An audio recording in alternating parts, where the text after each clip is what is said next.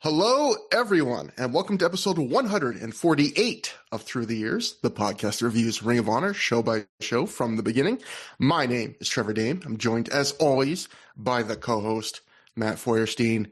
And Matt, I was thinking like 20 minutes ago, as I was brushing my teeth at an odd time right before a podcast, because fresh breath, Matt, very important for a podcast. But I was thinking, as I often do when I brush my teeth, that's when I really get my thinking done. It's been like 8 years of doing this, and I was thinking, I don't know if other than like necessities to live, like working, eating, sleeping, things like that, I have done anything in my, like, this might be the most I have stuck with anything, including relationships in my life. And when you asked me to do this show, would you have asked me if you knew it was going to be 8 years of this? Well, first of all, yes. So I have a few answers to all these comments. Second of all, do you share your microphone, and is it important for your microphone not to be stankin', and that's why you don't? That's why you brush your teeth before you podcast? Because I feel like, or is it just good hygiene? I mean, you're allowed to have good hygiene. I had a snack that wasn't a great taste, so I wanted to get the flavor out, so I was not thinking about it while I was trying to review a Mark Briscoe match later. I just wanted to, I wanted to be fully present, Matt, and I didn't want the taste of my overly cinnamon chocolate churro turtle chips, Korea's favorite snack food, to linger too long. Rude of you to mention Mark Briscoe when talking about your taking care of your teeth. Of all the wrestlers I could have picked. Yeah, not very polite. But yeah, I mean, sticking with something for 8 years. I mean, I'm trying to think what you possibly might have stuck with for 8 years. I mean, you've watched wrestling for an even more long, upsetting amount of time. So that's yes. So I mean, that's something. Although I did take a break for that. When you say relationships, I mean, do you just mean romantic relationships? Because I feel like a lot of people have not been in 8-year romantic relationships. But I mean, or do you mean like any kind of relationship with any other person? I mean like any kind of hobby or project, that wasn't a necessity, Yeah. Like, it's not like I've been in a band or, had some kind of club or anything like that, I want to hear from listeners who have been in a club for 8 years, for longer than 8 years. What's the kids today with their D&D and their Pokemon Go. I actually have a surprising amount of people that in my life that I know that are into birding and could be in the Autobahn Club for all I know. That's a thing, right? So you just don't know. I know that you've been in the club for 8 years. You go every night for 8 years straight. You're going. You're going right after this. You're going to go out clubbing. That's what they say about me. I'm all about club. Yeah. You're going to go out clubbing as soon as you finish this. You're going to be dancing till dawn. You're going to be high on cocaine. You're going to be high on methamphetamine. You're going to take MDMA. You're going to take what are some other drugs that people do? I don't know. You can tell that Matt is bad to the bone when he quickly runs out of a list of 3 drugs. I can name 3. I can name 3 party drugs. But seriously, I was just thinking like, all right, so I can describe it this way. I think that we have done a show every 2 to 3 weeks for over 8 years. I think the only time we took a slightly longer break that was maybe 5 weeks was when my dad died. And other than that, like, I don't know if there's anything in my life where that wasn't a necessity, where I have kept it as like a fabric of my life like that, which is probably some welcome stability, I guess, that I did not expect from myself. But Matt, I am a person that quits things. I am afraid of commitment. My childhood was nothing but a series of quitting things after like 2 lessons. Anyway, I don't know why I'm getting you know what? I appreciate that. I don't consider myself someone who quits things, and so I appreciate that that you have stuck by me this long, and I feel like we're still going to go strong for a few more years. We're going to make it a decade of destruction, a decade of self-deprecation, right? Yeah. That's what we call it. That's a good. Yes. See, if we had T-shirts, which we never will, that would be that'd be a good T-shirt. A decade of deep vein thrombosos.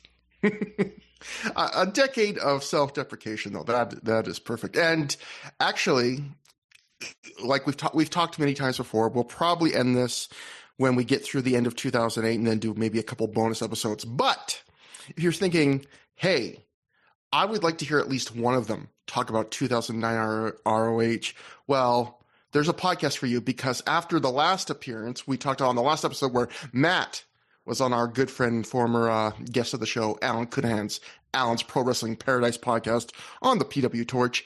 I did an episode between the last episode Through the Years and this one, and Alan chose for me a 2009 episode of ROH TV, so that might be one of the only times you hear me in podcast form talk about ROH TV. Maybe not the last one.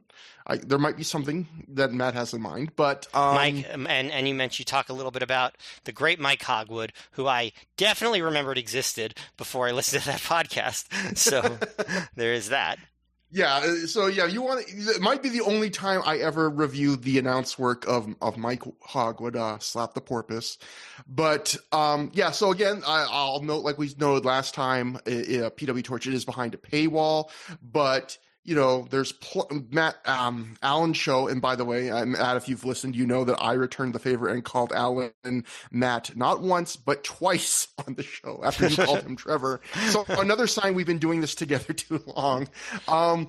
But yeah, you know, Alan has a lot of great episodes. You know, Matt just did on the episode before mine, The Greater Power and Memphis Wrestling. Where else are you going to hear Matt Feuerstein talk about Memphis Wrestling and the history of collect phone calls and how you can game the system? Like, it's not going to be Through the Years. That's exclusive to Alan. We save that for him. But it is great to be back after our last episode about the pay-per-view, which was, you know, those are fun episodes when we do like the big noteworthy episodes with lots of notes, but I always feel like they're almost like different animals because I'm always a little stressed about trying to make everything in on a, believe it or not, a timely fashion and trying to edit things and on the fly. And so it almost feels like we haven't done just a relaxed Through the Years in a good 6 weeks. So that'll be good. And how about we start with a little bit of a bummer, Matt? Because as always on Through the Years, we cover what happened between the last show and this show on the timeline. And there's only a couple little news bits here. Starting with a bummer is basically how we go through life, so I feel like it's appropriate. So this one, I was kind of debating whether or not to even do it for a couple reasons, because it's kind of on the fringes of ROH, and also there's a source that isn't exactly a great source here. Which you're really selling me on this, Trevor. But we'll get to it. So we have a few different reportings on this. We'll start with Figure 4 Weekly. Brian Alvarez wrote in the Figure 4 Weekly, lots of controversy after Mary Kate Grasso, and I'll note, listeners, that I believe she's going by Mary Kate Anthony now, who had been with ROH as a photographer since they first opened up, was apparently fired after she was seen at a show with having a conversation with Rob Feinstein. The ROH version is that they want her to go on the road to shows, and she refused, though she told Declaration of Independence that this was absolute BS and that she's even gone on the UK tours to take photos. So for those who maybe weren't watching all the shows at the time, Mary Kate was, she was one of those people I would say, like in wrestling, where if you're a big hardcore fan of a company, you kind of get to know like the fringe people kind of around the shows, the staffers. And, you know, if you've been watching just some of the shows and you saw in the first 5 years of the company a redheaded woman taking pictures at ringside, that was Mary Kate. She took pictures for ECW before that. And, you know, she was kind of a fixture at the shows and also to a point to kind of tell how like things had changed. I remember sometimes back in the days where, you know, you had to wait weeks after ROH did a show sometimes before you could see the DVD, get in your house and watch it. And they didn't do the like DVD trailers, that sometimes like I'd be jazzed even for the photos she would upload, because she would take a ton of photos. I'd be like, you know, okay, like, oh, you know, I hear that, you know, one of the members of Special K got their chest beat to hell by Roderick Strong. Will Mary Kate have a picture of that? Like that's how desperate, that's how lean the times were before high-speed internet really got well accepted, that everyone was like, let's throw everything online quickly in video form. You were just like, I want to see even a picture of this show. So it was much appreciated. And so when I was talking about the site that wasn't that also made me doubt wanting to do the story, was Brian Alvarez mentioned that report, Declaration of Independence, which we've talked about briefly on the show before, but it's been a long time. So for our younger listeners or listeners that don't remember, Declarations of Independence, not independence, was a fun little wordplay. It was a website about U.S. indie wrestling. They even briefly, I believe, got into the shoot interview game. I think they did one with Julius Smokes and Homicide. They did one with Deranged, I believe, and among others. And they had, a lot of news and gossip about U.S. indie wrestling. They were not always reliable, and they were often kind of tawdry and I would say not professional, but it was kind of like a guilty pleasure for many people to read it and sometimes get infuriated by it. And most notably, they were big on the side when Rob Feinstein split with ROH. They really took Rob's side and got a lot of direct quotes from him and were very anti ROH from that point on. And not that there's not things to be critical of about ROH, but they weren't exactly coming from an unbiased place. So when I read this next report from them, which is the most detailed, please take that with a grain of salt. But this is from the Declaration of Independence website at the time.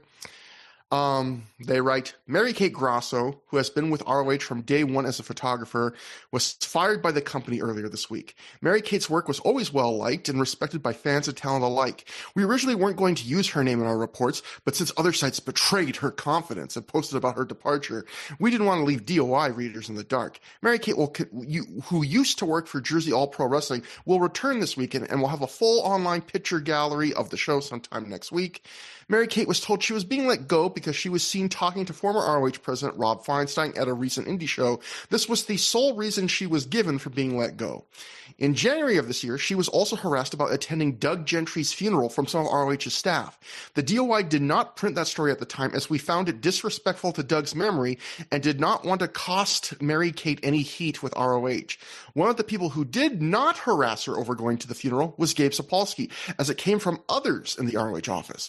On this note, it should be said that Gabe Sapolsky actually reached out to Rob Feinstein during Doug's passing and expressed his condolences, despite never talking to Doug again when Doug left ROH in 2004. One less question why ROH would fire someone just for talking to a friend that she's known before ROH even existed, especially over a situation that happened over 3 years ago.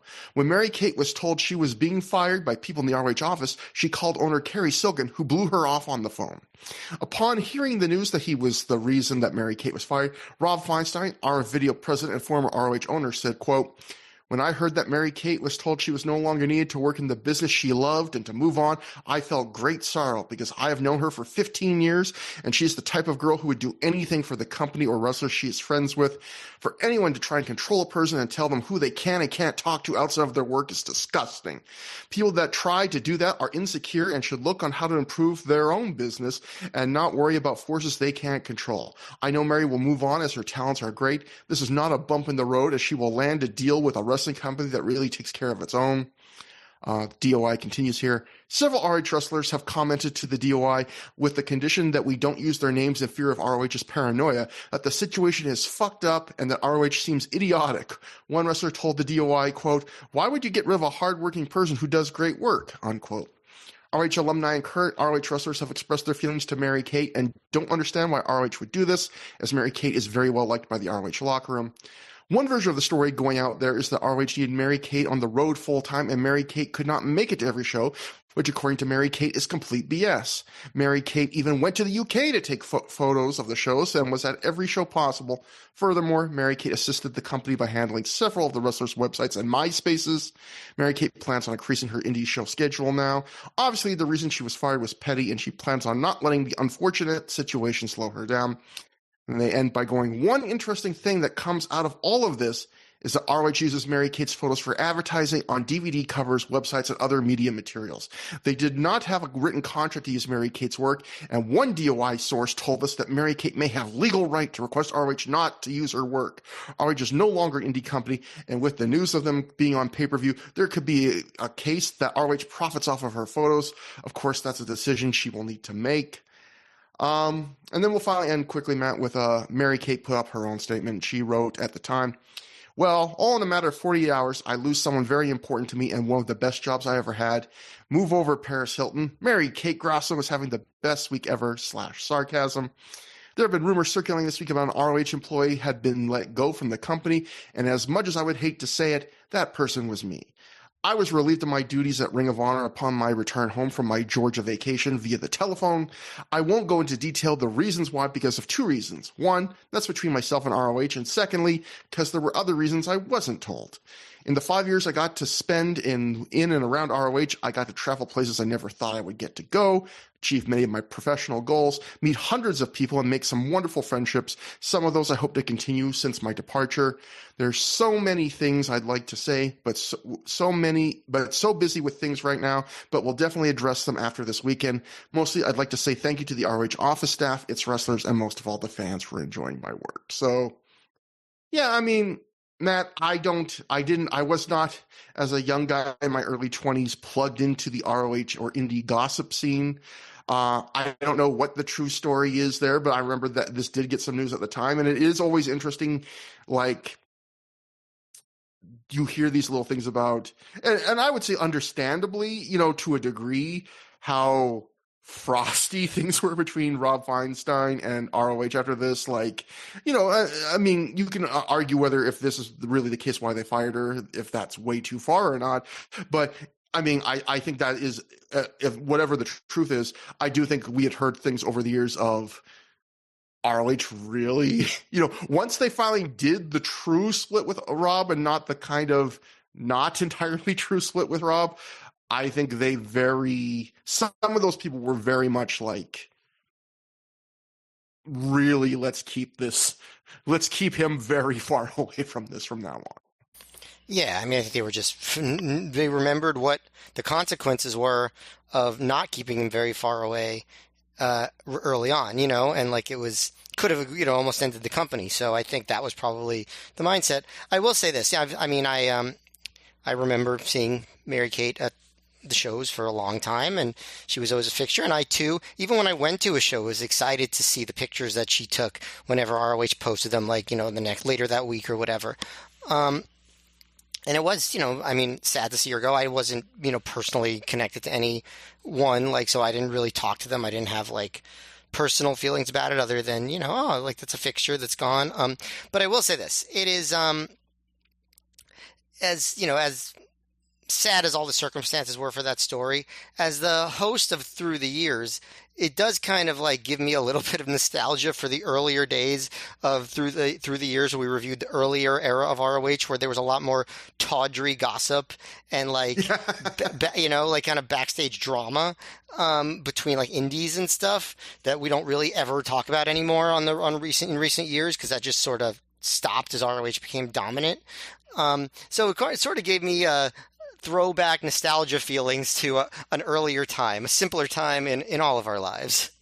Yeah, what would be the big dramas? There would be the first year, there was a lot of little petty squabbles between all the Philly-based indies, CZW. Yeah, CZW and ROH was the big one. Then, of course, all of the Rob Feinstein drama when he was thrown out of the company. There were backstage stories involving CM Punk getting into it with other wrestlers. There's all the Teddy Hart stuff, or even the James Gibson thing where he won the world title and then he told Jersey All Pro that I can't lose here while I'm ROH champ, and then Jersey All Pro really got pissed off about that. So yeah, you're right that it seems like, again, maybe I'm just not finding the right sources, but it definitely feels like for the last year or two, there stopped being those kind of stories, at least with this frequency.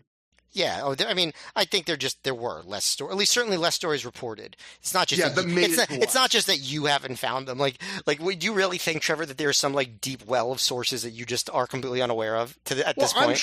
I'm sure if we had like access to the message boards and stuff, which is all lost to history, I'm sure there was all sorts of like minor stuff that just doesn't stay in the public memory, that isn't going to be documented because, a lot of this, like, even this, I was kind of surprised when I was reading back and doing the research for this episode and being like, oh, this actually made like Figure 4 Weekly and stuff, like that the photographer for Ring of Honor got fired. Like this was a kind of a minor controversy, which, I wonder, you think about wrestling today, if a photographer got fired, not that, they're not valid and they don't have a job that brings, good things to the wrestling community, but like probably wouldn't make the news today, right? Yeah, I mean, it probably wouldn't make the news in most cases, but, people remembered Mary Kate. And, she became famous later on for finding the Bret Hart versus Tom McGee match that nobody had seen in decades. And, she was featured on that WWE Network documentary that they put out when they finally released that match. That was so crazy. That'd be like I'm just trying to think like someone that's like a relatively obscure but known and liked, maybe like name, like imagine if like Todd Pettengill like found like the full Epstein tape or something. Like, look, everybody. This is the analogy you're making? Matt, we gotta be topical. We gotta date ourselves. Trevor. Okay. Well, you heard it from Trevor Dame. The Tom McGee versus Bret Hart match, analogous to the quote from Trevor Dame, full Epstein tape. You know what? They're both about people seeing things and then them not being true. I don't know. Vince McMahon thought Tom McGee. What are you saying? Wait. What are you saying is not true? The allegations against Jeffrey Epstein. Are you on Jeffrey Epstein's side, Trevor? No, I'm saying things were not what they did. Wow, Trevor. Wow, canceled. I'm saying Bret Hart made Tom McGee look like a star, and selective editing made Jeffrey Epstein look like a suicide. So I'm saying, in a way, whoever killed Epstein is, if you believe that, is the Bret Hart of this situation. I don't know. I just think it's very, very smart of you to bring up Jeffrey Epstein in all of this. It's one of the smartest things you've ever done. I know, it's good stuff. Okay, we got one other little tidbit. Let's go to something light and fun now.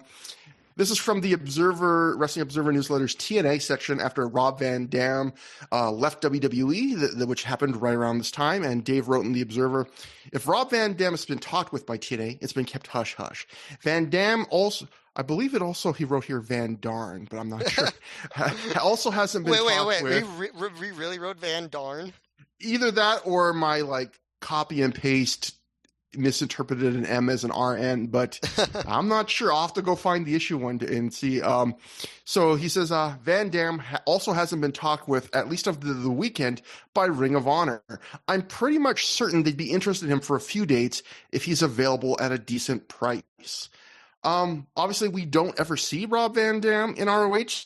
ROH under Gabe did have a history of kind of using in limited, but sometimes good usage of former ECW alumni. They never went crazy with it, but obviously Raven had this ECW feud. You had guys like, Little Guido and, Tony Mamaluca, everyone, Jerry Lynn. Do you have any, how excited would or would you not have been for, say, Rob Van Dam and Bryan Danielson in 2007 ROH? It wouldn't be like the match I was most dreaming of, but I would be intrigued. I would say that would be a draw for me. What about you? Yeah, that's the thing. That's the kind of thought I had, which is I think I'd be interested about. It's I can't quite, maybe because it's so far removed from the time, how excited I'd be for Rob Van Dam. I know, trying to imagine, I don't get ultra pumped, but I'm just trying to think okay, the Nigel match might be interesting. The Danielson match, I mean, probably a bunch of matches in some ways would be interesting, but I'm just wondering would he kind of have a short shelf life, but. He might, but he was the person whose matches people wanted to see the most in ECW for a lot of their later years. and he got over in WWE, but despite the fact that they kind of neutered his style a bit. So it'd be interesting to see what Rob Van Dam unleashed and hopefully motivated to keep up with these young guys. I mean, obviously there were always criticisms of Rob Van Dam's work from certain circles, but he was a dynamic performer. Yeah. I wouldn't assume that he would crap out in ROH. I think it could go many different ways. I'd be intrigued. Yeah, I think that's about where I land too. So finally, after we went to like an old school year one through the years analogy, a bad analogy from Trevor Dame, and we did a lot of like good reminiscing. We can finally get Matt back to what we do. We can talk about Ring of Honor show, and tonight's show is a Fight at the Roxbury, which took place June 8th, 2007 at the Reggie Lewis Track and Athletic Center in Roxbury Crossing, Massachusetts, in front of a report crowd of 450 fans. Now, Matt, before, when I was previewing the show at the very end of the last episode, I was kind of hedging my bets on whether this was a great name or not name, and you were instantly like, this is like a great name for a show.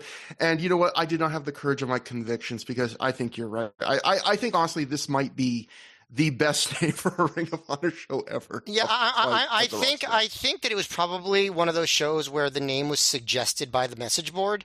I don't remember that for sure, but I feel like I have a vague recollection of that. And it was, a damn good one because, I mean, for obvious reasons, just very, very, very good name for a show. Yeah, I mean, they should have had more SNL movie themed shows. You know, try and come up with like a pun for "It's Pat" or something like that. But PWG would have done that. Yeah, exactly. See, that's the way I like about this is the PWG ones were like so comedy and so out there, and which had its own charm. But I like this where it's kind like it is kind of goofy, but actually does like if you don't know the existence of like a C tour tier like SNL movie and series and recurring skit, like it does make sense. They're in Roxbury Crossing, which is near Boston, and there's fights happening. You know, it's a fight at the Roxbury. But there was a few notes about this because, man, we talk about things we should have documented when we were starting through the years. The number of different venues they had when running the Boston area, like it is staggering. We'll go first to the PW Torch, who wrote at the time. ROH announced that because of increased attendance, the June 8th event has been moved from Braintree, Massachusetts to Roxbury Crossing, Massachusetts. Yeah, that makes sense. Yeah, I was going to say, Matt, I don't think a show with an announced attendance of 450 people had to switch venues because of increased attendance. I think that might have been a lie. I don't want to. I think anytime a wrestling show has to switch venues, they should say that. Even if they move to a smaller building, they should just be like, we have to move for increased attendance. I was going to say, is this a better analogy? This is a Ring of Honor's reverse WrestleMania 7 situation. This is like the anti-bomb scare. If things are going so well, someone said, you know what, there's not going to be any bombs here. It's really safe to come here. I don't know. They move their show to like the middle of a war zone just to like, just because they're so sure they aren't going to be bombed. That's So the Torch continued after the show happened. ROH ran their new event in Massachusetts at a new venue on June 8th, which was said to have been nicer than the Armory they were using previously in Braintree, and the fans enjoyed the air conditioning. And Matt, nothing says indie wrestling more than a live note about fans liked that they had air conditioning. Like, what an upgrade. Like, that. Talk about the little pleasures you get from following indie wrestling that you don't get with the big leagues. True. And then that brings us to PW Insider's story on this, where Mike Johnson wrote, ROH was ecstatic with their new venue in Roxbury, Massachusetts, which drew in the 400 range, but appeared to be mostly new fans. And I just got to stop this and say, I call bullshit on that, because these fans were very knowledgeable about who they're. And also, I was thinking, how would you even know, like, who was a new fan or not? Well, like, I guess, like, in the argument, like, being like, they look around and they, like, there's a few enough people that they recognize people. I mean, Joe Gaggy wasn't there, which probably is what made the show good. Certainly, I recognize some people in the crowd that I see at all the ROH shows, like, you know, on the video. So, but I guess that doesn't mean it wasn't mostly new fans. I don't know. Yeah. So Mike continues, it's being said it was easily the best and most comfortable venue the company has ever run in that market. ROH returns August 10th and intends to use the new venue as their base for rebuilding the Boston market, which has suffered from the company bouncing from venue to venue over the years. And then we finally Are they going to rebuild Boston Market, the chicken fast food restaurant that has seen better days? Honestly, at this point, like ROH was getting to the point where if this venue didn't work out, probably their next choice would have been a Boston market. Would have loved the PW Tour story. Fans enjoyed the chicken. We finally end, before we get to the show, with the Observer's comments on this. Apparently, every major newsletter and website had a story, had comments to make about the venue. I've never seen something like this. Dave wrote, it's the upteenth new building ROH has run in the market. The building was great, but a lot of fans apparently weren't comfortable going there, even though there were no problems with it. The people who did come made a lot of noise. Like, again, I don't know how I don't know how Dave Meltzer figures that out, or if that's just something someone tells him to explain the somewhat low attendance. But we did get a couple of those stories in like the early years of ROH of like, oh, this building is in a bad neighborhood. But I, not being from Roxbury Crossing, I have no idea if that's true or not. But yeah, I will agree with Dave's report that I do think for the size of this crowd, they did make a lot of noise. I thought they were a pretty good crowd on this night. So in terms of reaction. So we open with interviewer Rebecca Bayless, who is backstage with the No Remorse Corps. She asks them about their 6-man tag match tonight, and Roddy first says, while staring down Rebecca's top, that next time she interviews them, she needs to wear something more revealing. Bayless is rightfully disgusted by this. Roddy then tells Delirious that tonight he ends it. Tonight he's going to kill him. Roddy says the lucky one in all this is Austin Aries, who gets to hide behind his contract and run from them. But unfortunately for Eric Stevens, Delirious, and Matt Cross, there is no hiding tonight. They're going to get the No Remorse Corps, and I'm quoting Roddy here word for word, all up in your ass, buddy. He does say that. Davey says that the NRC are the measuring stick in ROH. And speaking of measuring sticks, Davey asks Becky to let Rocky Romero take her in a back room and show her how the NRC do business. Rebecca leaves disgusted as Davey then tells Rocky that she wants you. Go get it. And Rocky follows her off camera. Davey at this point then says, tonight they end it once and for all. I wrote in my notes, Matt, well, that may have been the rapiest moment up to this point in ROH history. Unfortunately, that is actually a title that has competition and may be challenged in a future episode of this podcast. Yeah, it's definitely going to get topped. I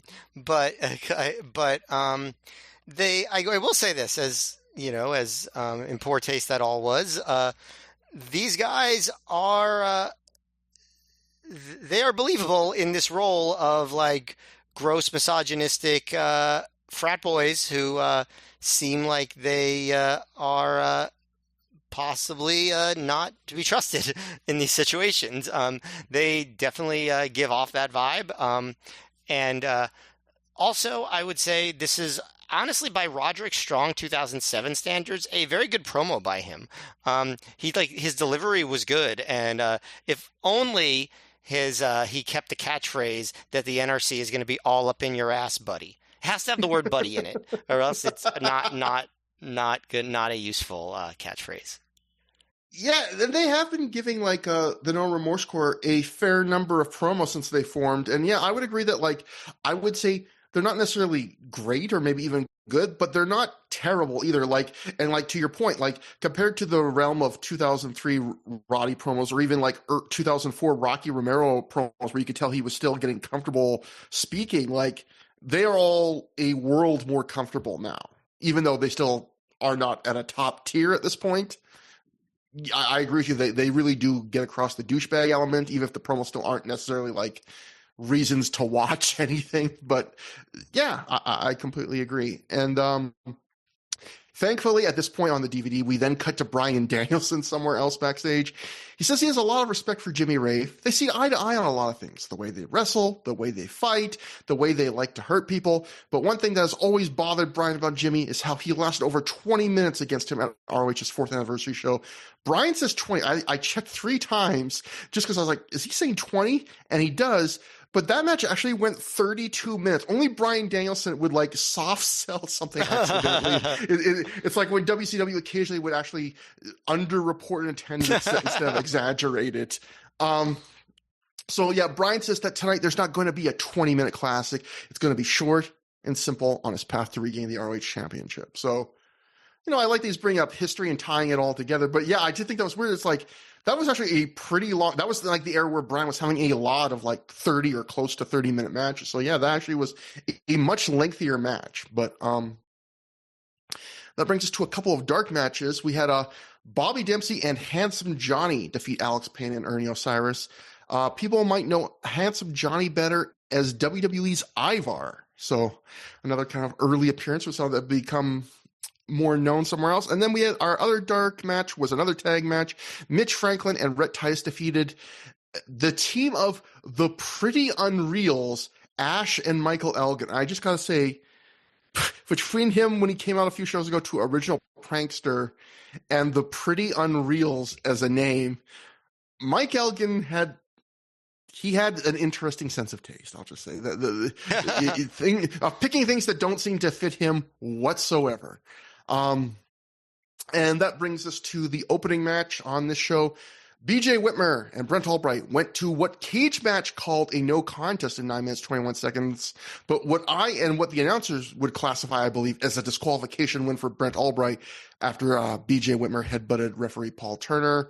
So, Matt, Albright and Whitmer had that little mini feud months earlier, culminating in that shockingly fun tables match. And here they are randomly going back to it. It's almost as if Gabe has some future plans for these two together. What'd you think about this as an opener? Well, first of all, I do want to mention that it's interesting that they decided to give a whole history of the building that they were in. Like at the beginning, Lenny Leonard gave a whole history of it's named after Reggie Lewis, who was the former captain of the Celtics, who died tragically in his 20s. Yes. Yeah, 28 years old. He was the he gives a whole history. I was surprised to hear that. I mean, it was kind of nice. Like I like that little touch, so I appreciated that on commentary.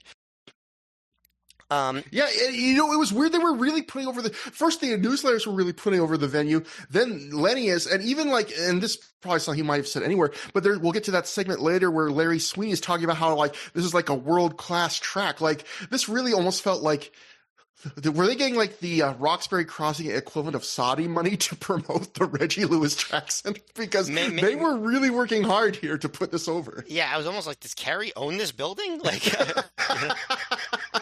but I feel like you would have talked about that on the podcast.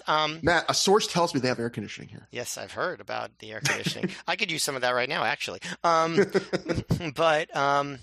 I mean, okay, so this match actually started a trend, which kind of continued through the night, which is hot and heavy, fast-paced, right to the point matches. And this match was, they didn't really like wait around.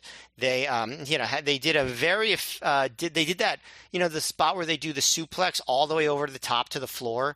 Whitmer did that to Albright, and they did it very early in the match, and they, flipped over vertically, and it looked really good. And it's very early in the match to do a big spot like that. Then they're, doing all the guardrail stuff, and Whitmer starts targeting Albright's neck, and then Albright hits a DDT for a near fall, and Albright actually dives off the top rope, kind of inexplicably, but Whitmer moves, and then Albright, a criticism I have there is when Albright misses a dive off the top rope, Whitmer should take over, but instead they just trade suplexes. And they're fighting, and then Albright hits the crowbar, and Whitmer struggles to the ropes, which the crowd reacts pretty big to, actually. And then Whitmer just gets a 2 count, gets frustrated, and then headbutts the referee. And then he just snaps, and he's chucking chairs and flipping the timekeeper's table, and he even throws a chair into the crowd, which made me think that Whitmer is the new Homicide, and everybody needs to evacuate. But instead, he flips off the ref. So obviously a big angle that I did not see coming even many years later. I didn't remember that this was how it was done. But I thought it was fast paced and fun. You know, nothing special, but it got Whitmer more over with the crowd than he's been in a while. I would say it was more intense and hot than most B show openers, so I liked it. Was it a particularly good match? Not really, but I was a fan of like what they were going for here. I frequently have said that BJ Whitmer is like a generically styled, hardworking, fairly high energy 2000s indie wrestler. And I felt like this was a generically styled, fairly high energy 2000s indie wrestling match, like, which actually slightly overachieved versus my expectations, given that if they're not in a match where tables get broken, I still didn't expect a ton from these two. But unfortunately, because the match is kind of generic, I don't have a lot to say about the match itself. I think you kind of covered the key spots. They go right at each other from the start, and while they're rarely like at a blistering pace, they're like I agree, like they're never really slow. There's been a moment in a bunch of Albright's early ROH matches where he just slows it down in the middle and grabs a hold, all in a way that doesn't build to much of anything or make the match better. And this match, right about when I'm like anticipating, like, this is the part where he's going to do it, it just doesn't happen. Maybe because that's when Whitmer goes on offense. But you know, it was a nice thing. It was like, oh, that it doesn't have that like, oh, I've got to grab a hold for no real reason, slow down moment in the middle of the match. They just kind of keep it short and sweet, kind of like what you were saying, and kept it going. The action doesn't have a lot of really notable things about it. There are whiffs of like two dumb jocks clobbering each other that I would have loved them to lean even more into. And then, like you, I felt like I really was the thing that really kind of was like, was the finish where, you know, BJ gets mad at what he sees as a slow count, headbutts the ref for a DQ. And now, like, I get the story they're trying to tell, which is that ever since Whitmer lost the cage match to Jimmy Jacobs, he's been on this losing streak and he's getting more and more frustrated. But one issue to me, I had a couple issues with this. Like, one issue to me is they only just started telling that story on the previous show where Whitmer got squashed by Morishima and then Adam Pearce finds him sulking backstage afterwards. And the problem there is that was on the bonus DVD of the first ROH pay-per-view that would have taken months to come out. And a lot of fans likely would have skipped buying that because they already bought the pay-per-view version where it didn't show that segment. And I would have liked to more of a slow progression to BJ snapping on the ref. I would have liked it better, and I would have liked it built better within the match itself, because there's a moment early on where Albright is tossing BJ into the barricades over and over again. And as soon as Whitmer takes control and returns the favor, the ref like just forces them back in the ring, which is generally something the ref doesn't do in ROH. And especially the way the commentary was talking about and really focusing on it, it made the ref look arbitrary and unfair. And obviously it's one of those things the ref normally wouldn't have done, except they needed to lay the groundwork for the finish. Except I felt like they didn't do enough of that groundwork. There were like maybe a couple little moments where BJ isn't happy with the ref, but it didn't really feel like they did a really great job of building up. And when Whitmer headbutted the ref, like you said, it was like a normal 2 count. It just didn't feel as earned as you'd want it to, or as built as you'd want to. Like, I think ideally you'd want them to find a couple moments in the match where the ref has to rule against BJ, where the ref is justified, but you can also understand BJ being frustrated. And I think ROH, it was great that you referenced homicide. I mean, Whitmer having a very homicide-esque tantrum afterwards, which he did, because I feel like ROH has actually done the story they're trying to tell here with Whitmer better before, which is the Homicide Samoa Joe feud, right? Like, they had this whole thing where Homicide couldn't beat Joe for the world title when Joe was champ, but he had like logical reason to get frustrated, where like at Do or Die, when he's challenging Joe, it looks like he has Joe beaten, but then he gets distracted by his friends Low Key and Julius Smokes fighting outside and just losing his attention for a second. That costs him the match. And then later he beats Joe in a match, but it was a non-title no DQ match, so he didn't get any spoils for beating Joe. And then finally at Reborn Stage 1, he pins Joe, and the ref's hand hits 3 on the homicide pin attempt, but Joe kicks out a little earlier. The timekeeper rings the bell, but the ref realizes, that was a mistake. You know, my hand hit the canvas, but I saw Joe lift his shoulder in time.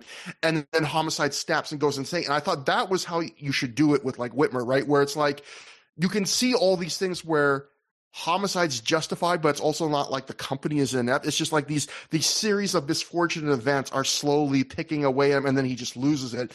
We're hearing the Whitmer thing. It felt like they haven't really been building this story much, and they didn't really lay it out great in this match, and then he just snaps and has a gigantic tantrum. I get what you're saying. I don't really agree with you, though. Yeah. I don't think it's that serious. Like, I think it's fine. Like, even if like they never even did that previous segment with Adam Pearce going over to him, it's fine that he just goes crazy and it's like, what the fuck is BJ Whitmer doing? It like I have to wait and see because I don't really remember the direct follow up to this or what promo he gives. But remember, he's turning heel. He hasn't really been that over in a while. He's joining a mid-card heel group. Like, it's not that important, like, how much effort they put into it. Yes, like, they could have done it more subtly, but it's also, like, there's something to be said for it just being out of the blue and, like, what the fuck is this guy doing? Because sometimes people do snap like that, too. Like, in real life. You're like, oh, I thought this person was normal, and actually they're insane. So I think there's a place for that in wrestling also. And I kind of like the fact that it was completely, seemingly random. Matt, you can't give me an example in wrestling of someone snapping out of the blue. Certainly nothing that will come up within months of this show. it just doesn't happen. But no, I think that's a good point. I definitely, when I was just talking probably for 2.5 minutes straight about this BJ Whitmer storyline, I will admit that I did have a thought in my head of like, I'm saying a lot about a BJ Whitmer storyline, but anyway, I would give this match like a slightly above average rating. It was I agree with you. It was a good, brisk, fun little opener overall. After match, like Matt said, Whitmer throws a temper tantrum that is reminiscent of the ones Homicide threw, flipping over the ringside table, throwing a chair into the crowd. And then I thought the funny thing about this was the fans were cheering for BJ after he headbutted the ref and threw this tantrum. So like if the idea was like, oh, he's turning heel, he's going nuts, at least on this night, like the fans were kind of, I was surprised, like the fans were kind of into like, yay, a DQ finish, you headbutted the ref. They I guess they just liked someone going nuts. So who doesn't like someone going nuts? Next, Daisy Hayes comes to the ring and grabs the mic to cut a rare for ROH in-ring promo. And in news that will annoy me and will break Wade Keller's ever-loving heart, despite Gabe assuring Wade in the Torch Talk that we read part of in the last episode, where, Wade was very concerned that I'm very pleased to hear that ROH's audio had improved. This promo is ultra echoey over the PA here. To me, at times, undecipherable. The audio on this show was particularly bad, I think. Yeah, and I could understand at points, I could hear at points during this promo the ringside fans somehow more clearly than Daisy Hayes, the person that had the microphone in her hand, especially the one fan that yelled, "Let's go smoke one" at her. Daisy says things that I can't understand about her recent feud with Lacey and how Lacey hired men like Brett Albright to go after her. Daisy says here in Boston tonight, she's going to beat Lacey to a pulp. The crowd pops big for this, at which point Jimmy Jacobs comes out, still recovering from knee surgery, so he has his cane. People are chanting, "You fuck Lacey," but in that dun dun dun dun, and I'm just like, what is the purpose of this chant? Like, are you chanting to him like as a jeer? Are you congratulating him? Are you like? What is like? It's like I don't know. It's just a weird chant when people just chant something that somebody did. Like, yeah, you walked out here. Like I didn't understand. Yeah, I was going to say typically no chant with that very familiar like cadence is positive, but you deserve. Yeah, that is the one, right? You deserve it. Yeah. Are there any others? I think pretty much any other thing. If you say, we will miss you. I've heard in that cadence before, in that tone. Okay, you know what? I'm just stupid then, because that's two examples. My theory has been disproven. So that traveling went up. It's been this is awesome. This is wrestling. Okay. Yeah, I don't know what I was thinking, Matt. I'm clearly off my game, but this is another point I want to make. When they were saying earlier that, it was a lot of new fans in the building tonight. This crowd, like, they had just aired those 4 Jimmy Jacobs Lacey dating vignettes on YouTube, and we covered most of them on the last episode. this is another thing that makes me doubt that there was a lot of new fans, because these fans clearly were watching the YouTube segments, which doesn't scream like new, like casual fans to this company. So, anyway, they're chanting "You fuck Lacey," like you said. Jimmy smirks at it, kind of just, he's not mad about it. He's smirking at it. Daisy says she asked for a bitch, but she meant Lacey. So, oh snap, she's laying it down on Jimmy. And Jimmy gets in the ring. He grabs a mic of his own and says he didn't want any trouble. He calls Daisy cute and full of piss and vinegar, and he patronizingly ruffles her hair before Daisy angrily slaps his hand away. And the crowd at this point chants, "Fuck him up, Daisy, fuck him up." And I thought it was kind of fun, like, Daisy actually, like, obliges, like, it's definitely like a long stare down or waiting for Jimmy to, like, do another offensive thing. She's like, "Oh yeah, he ruffled my hair. I'm just gonna start beating him up." And she just jumps him, takes his cane away, and then Lacey quickly runs in, hits Daisy with a lung blower before she checks on Jimmy with great concern. And in a complete role reversal from how they were just months ago, a worried Lacey keeps asking Jimmy, like, "Are you okay? Are you okay?" And Jimmy is just angrily screaming, "Go get her." So he's only concerned with the person who loves him getting revenge for him. Lacey hits Daisy with a stiff forearm and some ground and pound as Jimmy watches before he pulls her off. Jimmy grabs the mic and tells Daisy that things have changed, except he first accidentally calls her Lacey before catching himself, which the crowd is all over, chanting, "You fucked up." Jimmy tells them, "Oh, I fucked something, all right." And then he tells Daisy that after what just happened, tomorrow in Philly will be all about violence, before leaving with Lacey, who continues to be very concerned about Jimmy's health. So, yeah, this is your first big indication that the dynamic between Jimmy and Lacey has completely flipped. Yeah, which I like. I think that's clever. Like, just that big turnaround, right? Where, like, he's in the power position and she's, like, obsessively doting over him. Like, it's interesting. Like, I mean, I think that was you don't really see that often in wrestling, and I think it's a clever twist.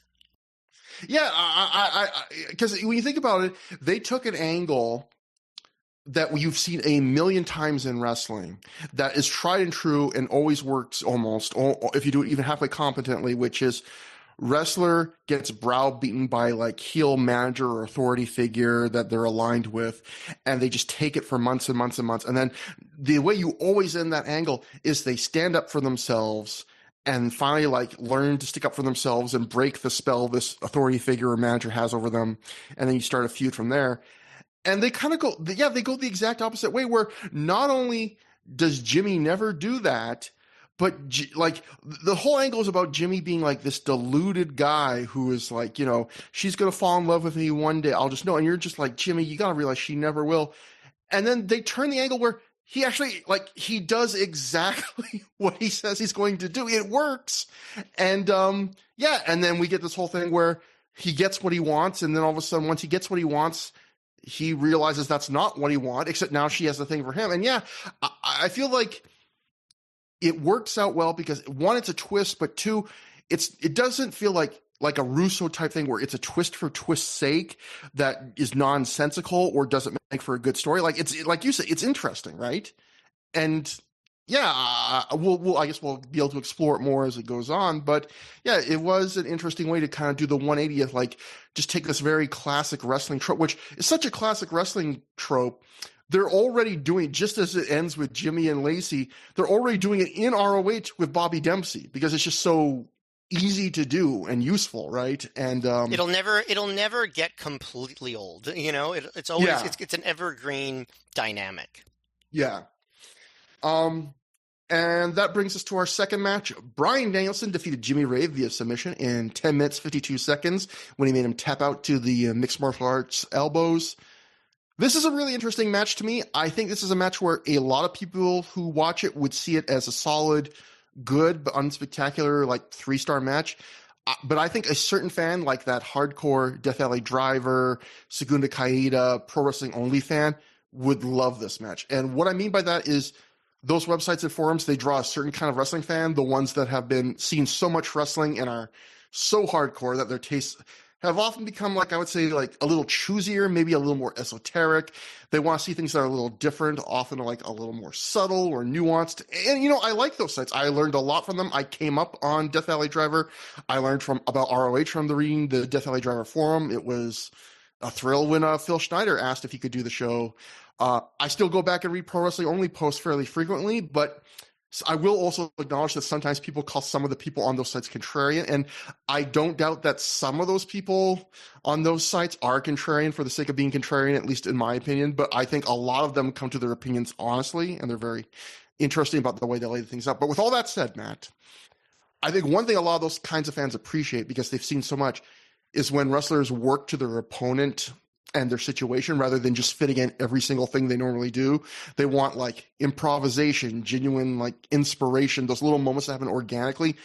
And I think what this match has in spades is it feels like goddamn bespoke. Like this feels like Bryan Danielson is working a match only appropriate for 2007 Jimmy Rave. And so much of what Danielson does in this match are these small little things that I've either never or rarely seen him do. Like, the first thing is Jimmy isn't far removed from breaking his jaw, and Bryan spends this match working on the jaw. Like, how many matches have you seen built around not head work or neck work, but jaw work? Like, Bryan keeps twisting Rave's jaw during the match. And what I thought was such a cool move, at one point, he grabs Rave's head, he twists it to the side, and then he headbutts not Jimmy in the head, he headbutts him directly in the jaw.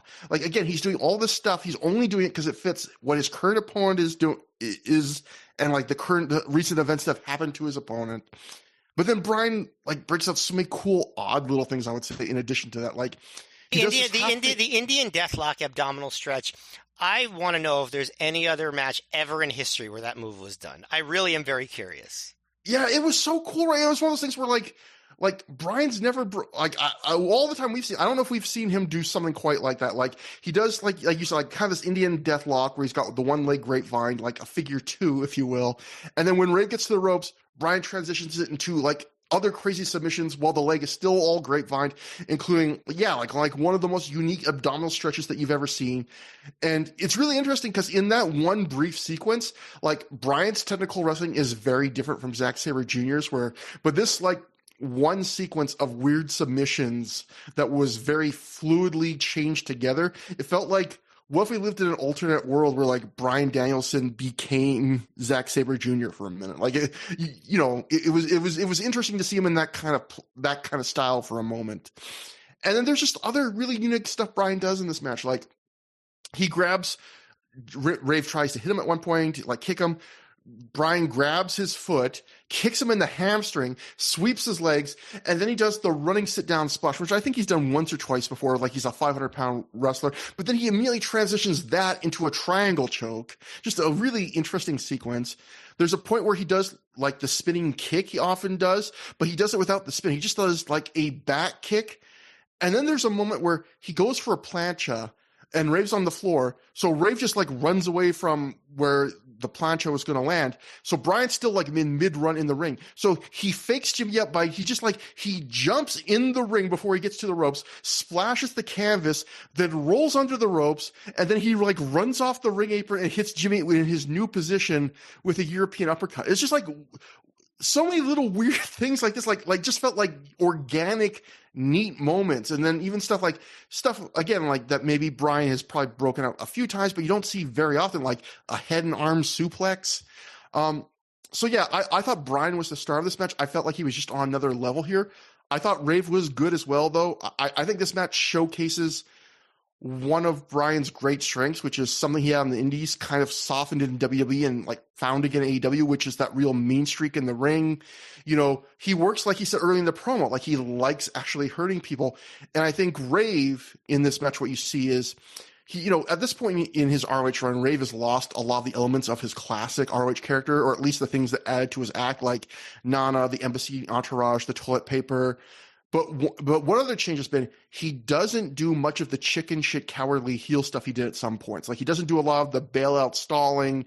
He doesn't really do like the worried heel stuff. Like in this match, after Bryan shoulder blocks him down at one point, Rave gets up, he spits on Bryan, and then he takes Bryan right down immediately. Like even when Bryan is kicking into this match, like Jimmy never turns yellow. Like he's always defiant. And I did think that was interesting too. Again, we talk about like subtle things here, like Rave, if you are watching all of Rave's ROH run, after the Nigel feud, he is or really after, I guess, like when he got the House of the Rising Sun thing, he did kind of make some, if you're really paying attention, like changes to how he approached wrestling. So, I can talk a little bit something else, but I've drawn on too much about this. So I'll just say, yeah, I like I said to start, I think some people will see this match as decent to good, like a mat-based match that picks up by the end, because they won't see what someone who has watched every ROH show sees. They won't appreciate that Bryan is playing to a real injury of Rave's in the past, or how much fresh and different little stuff he's bringing to this match.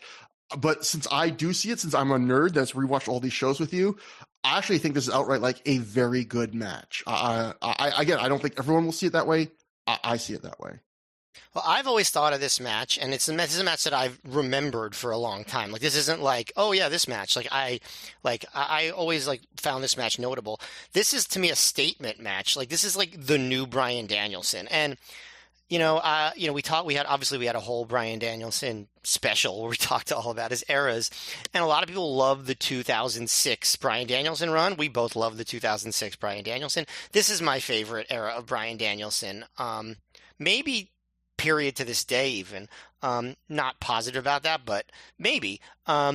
Because it's when, even though we love like that smarmy character he played as champion, I really love this no-nonsense, I'm just going to destroy you. And they even mentioned it on commentary. It was clearly very calculated that this was going to be a coming out party for this new style, where he's much more strike-based. He plays around a lot less. He's much more focused. He's more intense. He's sterner. He scowls rather than smirks. And I love this version of Bryan Danielson because he's just such a fucking ass kicker, and he still has charisma, and he invents holds as he goes along. And yes, he headbutts the jaw. Rave was great, I think. But this match wasn't about him, right? Like, Danielson would have figured out a way to get this version of him over no matter who they paired him up with. And that's what I think about when I think about this match. This is the new Bryan Danielson for 2007. And I love this version of him. This match made me very happy. Yeah, the one flaw I don't have in the match, but maybe of the booking or the way it was presented, was just I kind of wish like Bryan didn't do that promo talking about how it took him 30 minutes to beat Rave last time, and then this time he does it in 10, because this wasn't like a squash. Like, it was a showcase, but it was not a squash. Yeah, like, I have no problem with Rave losing to Bryan, but I think remind the fans that last time it took so long and this time doing it so much quicker, I think it hurts Rave a little bit, and it doesn't really add anything to Bryan, or at the very least, it doesn't give him anything that Bryan needs. Because on the other hand, okay, yeah. How much more are they going to be booking Jimmy Rave after this? Well, here's the thing. Rave ends up asking out, so I don't know if and they just signed to a contract, so I don't know if they expected this, but. Yeah, this is definitely also, I guess you would say, a sign, as we'll see with like Rave getting squashed by Morishima soon, that maybe they're kind of out of stuff for Jimmy Rave, to the point where he will notice that and want to leave. But I just feel like in the classic wrestling psychology would be the opposite, right? Which would be, in the first match, Rave loses to Bryan in 10 minutes, and then this time he could lose in 20 or 30 and have a moral victory, where, it kind of puts Rave over in defeat. Where in this way, this time it actually makes Rave look like he's regressing, right? Like, it makes him look like, I think last time even like he lost to the elbows to the head, but I think he passed out, and this time he taps out. Like, he can't handle it. He gives up. So there's a definite, if you've been paying attention, like, story of, I guess you could say that the intentional story was Bryan's even more of a badass now. But again, I'm just thinking, if I'm Jimmy Rave, I'm like, well, does Bryan need to come off like even more of a badass? Like, he's like the number one guy in this company. But after the match, Bryan screams that he's coming for Morishima. He gets in a face-off with Rave and shoves him, but then they shake hands, which I thought was interesting too. Both these guys, they're still kind of heels, but they're showing respect to each other. So it's one of those, I know you've talked on recent episodes about how Bryan's like face heel dynamic at some points seems so off now. And even Rave at this point, like, he's kind of like a dick to the fans, but he's not doing that really overt heel stuff anymore. Like at this moment after this show, if you ask me are these either of these guys faces or heels, I wouldn't be able to give you a great answer. Yeah, agreed. And that brings us to Kevin Steen defeating Mark Briscoe via pinfall in 9 minutes and 45 seconds after hitting a package pile driver. Matt, what did you think about this? This is low-key one of my favorite matches of 2007 that we've watched so far. I always love a good sprint. We don't see enough of them. This is what I call a sprint. I think it's like 10 minutes. What was the time that you said it went? 9:45, so a shade under 10 minutes. Yeah, under 10 minutes. And they just made the most of every second. I mean, Steen made sure that to get his character over, like in every single thing that he did. And Mark was just like his insane self that he still is to this day. Big dive over the top rope in the first couple minutes. Flipping senton off the middle rope to the floor. And I as soon as I saw that, I was like, how is Mark still wrestling at a high level 18 years later? Like, when he does shit like that, he immediately leaps off for a Rana, but then Steen power bombs him onto the edge of the apron, and then Steen power bombs him into the crowd onto chairs. And again, I wrote, how is Mark still wrestling at a high level 18 years later? And actually, what was fun after that spot was, while Mark was on the ground in the crowd, a slice of pizza made a cameo. You could just see like a guy's like arm at his side, like holding a plate with a slice of pizza on it. It was just like, oh, hey, there's pizza. Matt, the Reggie Lewis Athletic Center has everything: air conditioning, pizza. It's got it all. That's right. It even has a spotlight because they brawled in the crowd, and Steen climbed up a scaffold pretending to dive off that. Where the spotlight was, and then he just steps off and taunts the crowd. But one criticism I do have is when they were brawling in the crowd, whenever the spotlight was on them, it looked worse. Like, it was harder to see when the spotlight was on them than when the spotlight wasn't on them. So maybe they don't need the spotlight. I don't know. But yeah, they're doing standing moonsaults on the floor. They get back into the ring after more than halfway through the match, I would say. And they just start going for big moves, swantons. Mark teases the shooting star press. They fight on the top rope a bunch of times. Mark's on the top rope, teasing the shooting star press. Steen keeps getting up to stop him. Mark keeps fighting him off until Steen finally just shoves Mark all the way through the timekeeper's table on the floor. And those are my favorite kinds of table spots, like the ones where it's like you just don't see it coming at all. They're not set up at all. They just happen. And I have a kind of controversial opinion, Trevor, which is I think those are the only kinds of table spots they should ever have, are the kinds where someone isn't setting up a table. You know what I mean? Yeah, and I think we've seen 3 of them from ROH this year, because didn't the Austin Aries Roderick Strong WrestleMania weekend one have that? And you can even argue, I guess, the Whitmer Albright tables match starts with the tables pre-set up around the ring, and that's the first move of the match, which you don't expect. So arguably ROH in 2007, the king of the untelegraphed table spot. Yes, and this was an awesome one. And what I loved about it is they didn't just start they weren't okay, now is when we start spamming near falls. Instead, Mark valiantly gets back in the ring, but Steen just hits the package pile driver immediately and pins him. I just was in love with this match. I love the pace, the intensity, the moves, the finish was awesome. I loved Steen's projection of his characters. Mark was just peak Mark. No notes. One of my favorite matches that we've reviewed this year. A legitimately great match. Yeah, this is what I think of on a show as what I would call a card building match, where it's maybe not going to be other people don't maybe remember this match. It's not probably a tape selling match from a marquee standpoint, and nor do they try and go 25 minutes and do everything. But it just checks so many boxes. It keeps progressing a feud. It has this unique element to the show it's on. In this case, the crowd brawling, this real extra intensity that I don't think you see at this level elsewhere on the show. It's exciting and quick enough that it kind of leaves you wanting a bit more, but it's such a great sprint that you kind of appreciate it for that. In a way, it's good. I feel I don't think that's a criticism that this match leaves you almost being man, that was great and not a dull moment. Has a great finish, which I agree with you on, and the crowd's engaged the whole way through. This is the kind of match where man, you love it when a show has a match like this on the undercard. It's just a throw-in. This was third from the bottom.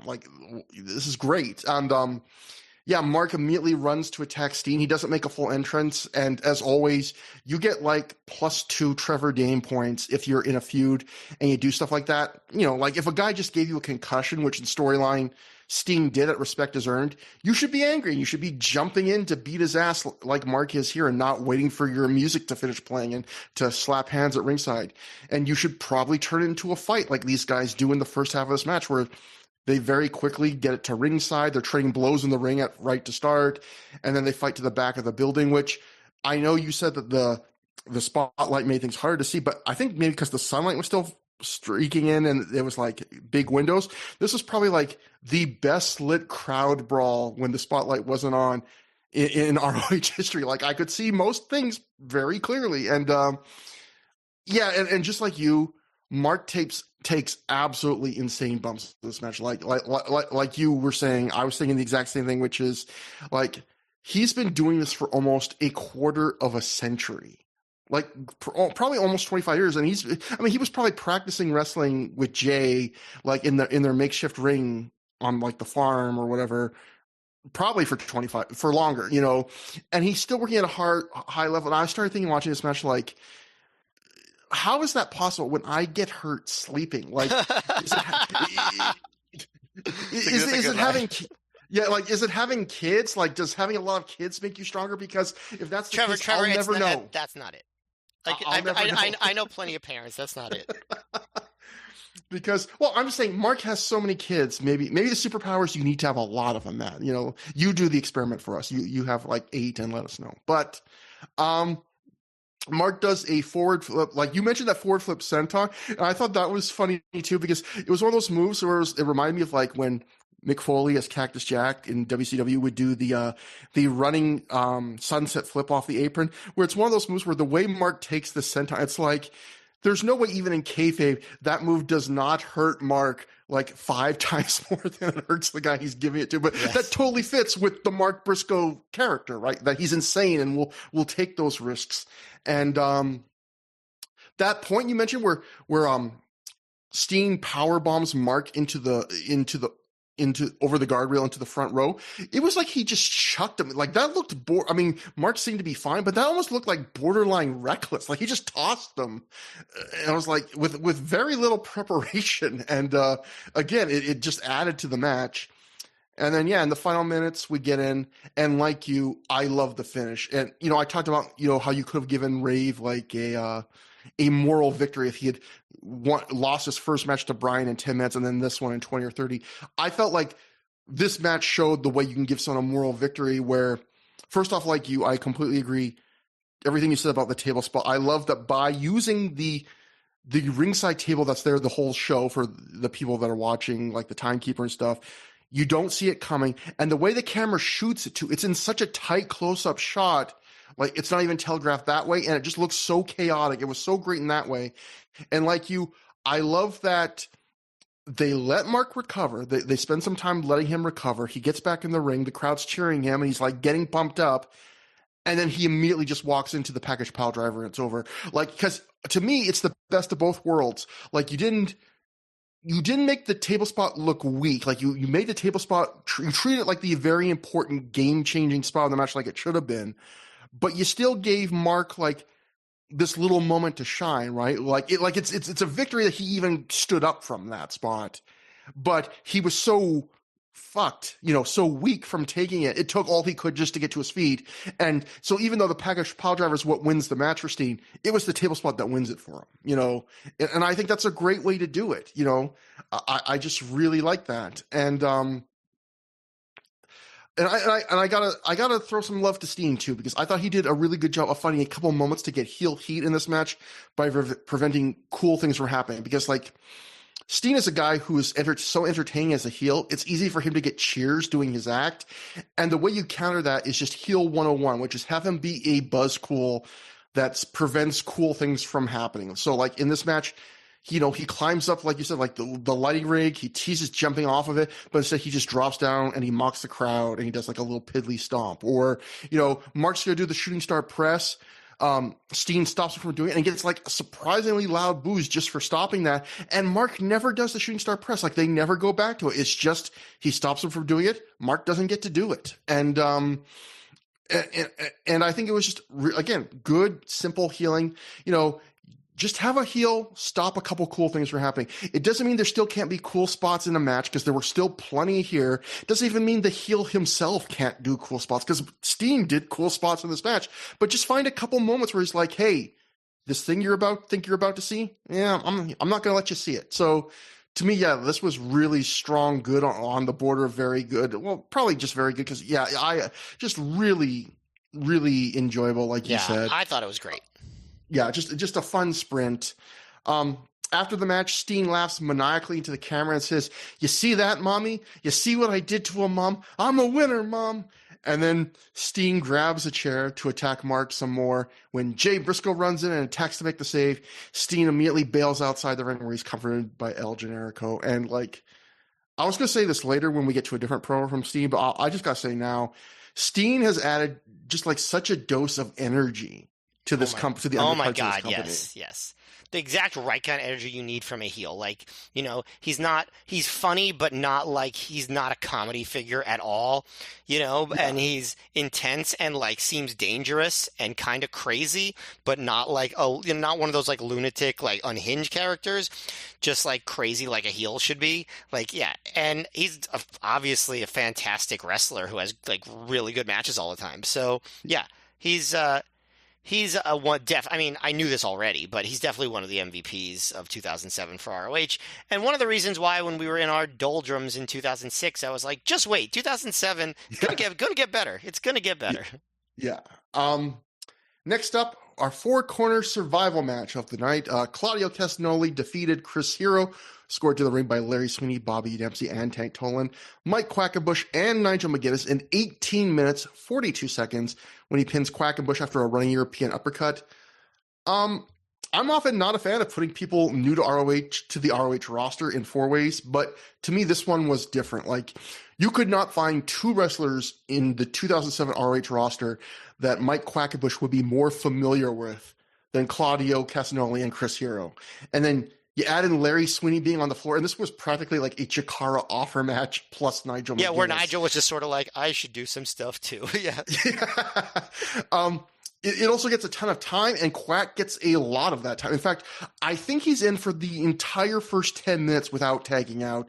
He basically does sequences with everybody to start the match, and then he gets beat down 2-on-1 by Hero and Claudio before he eventually makes a hot tag to Nigel. And that's one story of the match, is just how much of a spotlight this is for Quack. I would say the other story of this match is Hero and Claudio teaming together. This is to set up, in some ways, they are teaming up one more time to challenge the Briscoes the next night for the tag titles in a 2 out of 3 falls match, which on commentary, Lenny Laird says this is the payoff to Claudio earning a tag title shot with the partner of his choosing after he beat Jay in a singles match a few shows ago. I thought that was how he earned the Matt Seidel tag title shot. That is what they said. Respect is earned. So either Lenny's making a mistake there or not. Either way, it's weird because it's weird to do a storyline where Claudio had to earn a tag title shot and then he gets a second random tag title shot 2 shows later. Either way, or 2 shows after. Either way, it's kind of weird, but either way, before the match even starts, Hero shakes Claudio's hand and you can hear him say, "Just let me win. Don't worry about tonight. Don't worry about tomorrow."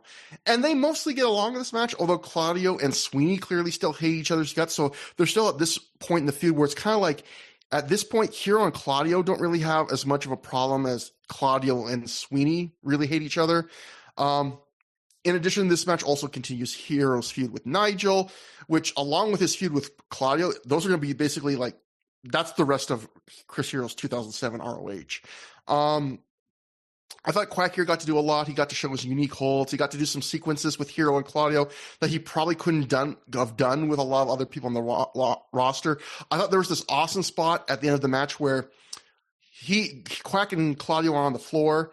Quack is charging at Claudio. Claudio tosses him in the air over his head behind him, and midair, Quack just lands on the second turnbuckle and instantly moonsaults back down to the Claudio on the floor. I thought that was just a really cool, agile sequence from the two of them. And I also liked Hero. He broke out a couple of variations on things he does all the time. Like, instead of doing a running atomic drop, he just, instead of ending in like the drop on your knee, he just tosses Quackenbush on his ass, which I guess is a kind of drop. I guess it just wasn't in a, I guess this was a running drop and not a running atomic drop. I would, the knee is what makes it atomic, Matt. But Hero also does like that suplex he normally does where he lifts the guy up and basically 3/4 of the way through the suplex, he just lets him go. So the guy just kind of falls straight to the ground on his back. But here he does like an inverted version of it. So Quack lands on his face, which I thought looked really cool. I think in general, Claudio looked really on point here. This match isn't the showcase for Claudio that the respective earn tag was, but it still feels like he's in that groove.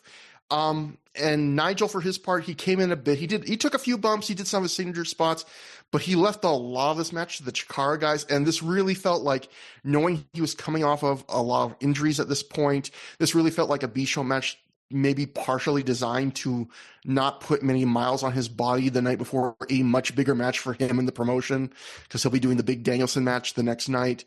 Overall, I thought this was a good match, although not as strong, not as good as like the last two matches on the show, which we'll get into in a second. A lot of people live apparently would disagree with me on that.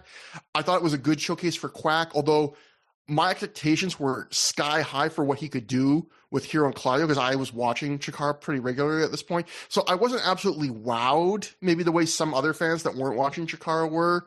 But, and also Quack did break out a couple peak NXT soy faces for near falls, which I was like, calm down, little Mike, calm down. But anyway, I like this match a fair bit. Wow, soy faces. This guy is saying all sorts of right-wing stuff on this episode. Yeah, I've been converted, man. I've been watching this Matt Walsh film. He has some things to say. Yeah, and obviously, is a supporter of Jeff. Never mind.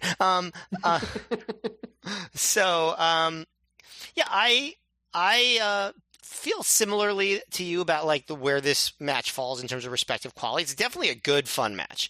And I definitely appreciated the Chikara-ness of it all. I think it still had a little bit too much like wackiness from Hero at the beginning for me to get fully invested in it. This is just what Hero is in ROH. Like, he's going to continue to be this for at least the next 10 months, right? Like, yeah. And so it's just until he kind of debuts the young knockout kid character, right? I don't even know when that starts, but it's not for a long time. And so this is who he is. So I enjoyed for what it is. This is the first time we ever get the full sweet and sour entourage entrance with Hero, Tolan, Dempsey, and Sweeney, and it is quite a sight, right? Like, Dempsey's in his big, wacky, shiny silver jumpsuit, and like everyone's dancing around him, and he's doing like squats, and Tolan has the bands, and at one point, Prazak says, "What is Bobby Dempsey wearing? Is he going to go walking on the moon?" And we get a lot of Bobby Dempsey stuff on this show.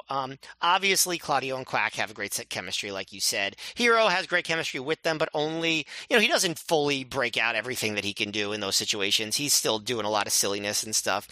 He yells Tracy Smothers and does that Tracy Smothers combo at one point, which, I enjoy. When he does that. But yeah, I think really Quackenbush and Claudio were the stars of this match. And yeah, this wasn't peak Claudio, but it's absolutely the version of Claudio that I love, and he's fully there. I think that was confirmed on the last show, and it continues here. Like, any complaints we had about Claudio in ROH, they're pretty much moot at this point. Like, he's doing everything that I would have wanted him to do. So good for him. And I had a really fun time watching this match. Like you said, Nigel seemed a bit out of place, but he was sort of giving the other three guys the spotlight here. And so, so I really enjoyed it. Yeah, I felt like this match had an interesting vibe for an ROH four-way because ROH four-ways usually fall into one of two camps where either it's a slower match with a lot of one-on-one stuff and maybe it becomes like a fake tag match at points, or it's a crazy spot fest. And I felt like this kind of split the difference where it had some slightly slower sequences early on with holds being traded, and then it became a fake tag match only for a few minutes, and then it did have a lot of spots, but it was maybe a little bit slightly slower as a spot fest. So like it was kind of like an interesting mix of the same two ways we see four ways 100 times in ROH, but people live. Oh, and yeah, I will say like, I thought that's a good point that you brought up. Yeah, this is in terms of ROH history, not as the first time Hero comes out with the full sweet and sour entourage, like you were saying. This is Bobby, I think, making his debut in the full silvery UFC weight cutting style, sweatsuit. Which I love that Prazak didn't really recognize as that was. I don't know why the silveriness helps you sweat, but I've seen people wear things like that before. And I guess we should also mention Tolan and Dempsey grabbed Nigel mid-rebound Larry at the end of the match. Don't know if the ref was fully distracted or not because the camera doesn't really catch the ref, but like they were trying to protect Nigel a bit here. So yeah, anyway, the live reports really went nuts about this match. And I'll go to the Observer. Dave wrote, based on the live reports, Castagnoli won a four-way over Hero, McGuinness, and Quackenbush in a match where the winner got a shot at Morishima, or whomever the champ is, on August 10th when they returned to Boston.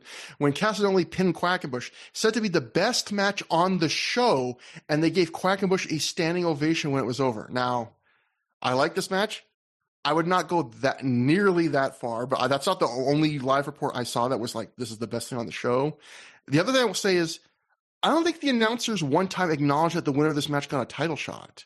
I think they announced it in the building, but that doesn't make DVD. Like, do you remember them saying that like the winner of this got a title shot? No, not at all. Which is weird. It's not. Why not add stakes to that? If you knew it, I think in the building at the time, because I think on this night, by the end of the night, they acknowledge in the building based on live reports that like when we come back, you're going to get to see.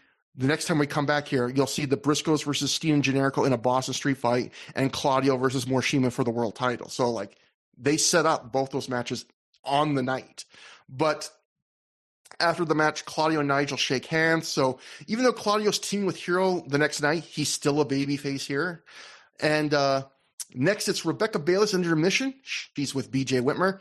She asks BJ what was going on earlier today, and he just shoves her mic aside. He asks if he looks like he's going to talk about this and walks away before, like he asks, like, am I going to talk about this? And he just walks away before Kevin Steen and El Generico storm in and grab the mic. Steen hypes that tonight El Generico is going to do what he does best and will beat Matt Sydal. Steen asks Mark Briscoe what happened tonight and says he enjoyed it so much he can't wait to steal the DVD from the merch table and watch it over and over again. Steen says he loved it so much he's going to use the DVD as if it were pornography. A pretty classic line, I would say. Yeah, at which point El Generico makes a jerk-off hand motion that made me laugh out loud. Like, I love El Generico's like, I have to make this clear what's going to happen, what this is. And then Steen says, I'm going to do it again when the tag titles are on the line. So I love that is he saying that he's going to jerk off when they face for the tag titles? I guess. And yeah, like I said earlier, like Steen just, what a breath of fresh air. Like, yeah, yes. What a breath of fresh. Never mind. But yeah, no, yes. This, I mean, just a great promo. A great short to the point promo, which are my favorite kinds. I loved it.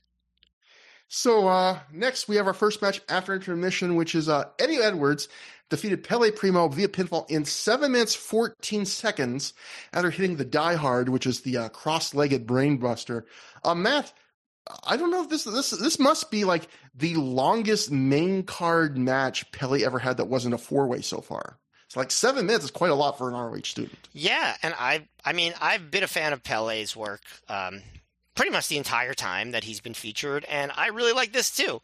You know, it was a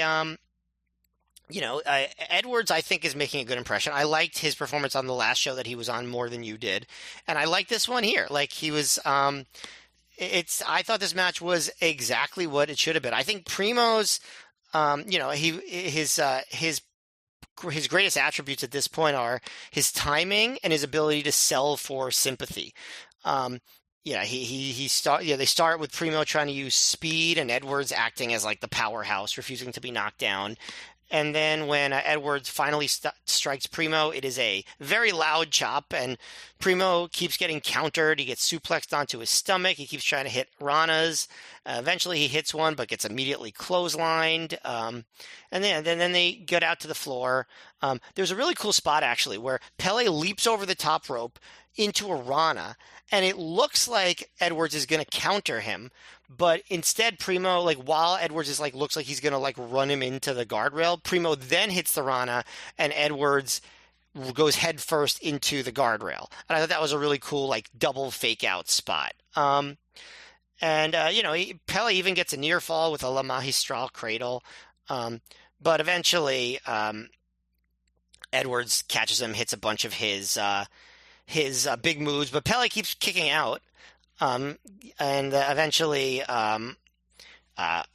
Edwards just hits a power bomb, hits a cross-legged brainbuster, and gets the win. But I really appreciated just like the timing, what they did. Like, it obviously wasn't a great match or anything, but for what they were going for, I really don't think they could have done better. Yeah, I thought this was surprisingly fun. Like, this is another one of the bigger opportunities Pele's gotten so far. Like I said, a 7-minute main card singles match with a non-student, and more to the point, they work this fairly evenly in terms of the amount of offense each guy got. And I thought what was really great about this match is all the offense made sense in that when Pele's in control, it's always because of his speed and his flying. He's hitting things like Ranas. And when Eddie is in control, he's just running Pele over. He's chopping him so hard, he's leaving handprints. He's catching Pele in midair when he's trying to do flying moves. He's just bowling him over. And it's a match you can buy Pele going 50-50 on offense on, because they wrestle it in a way where each guy has clear and different strengths that they can use to their advantage.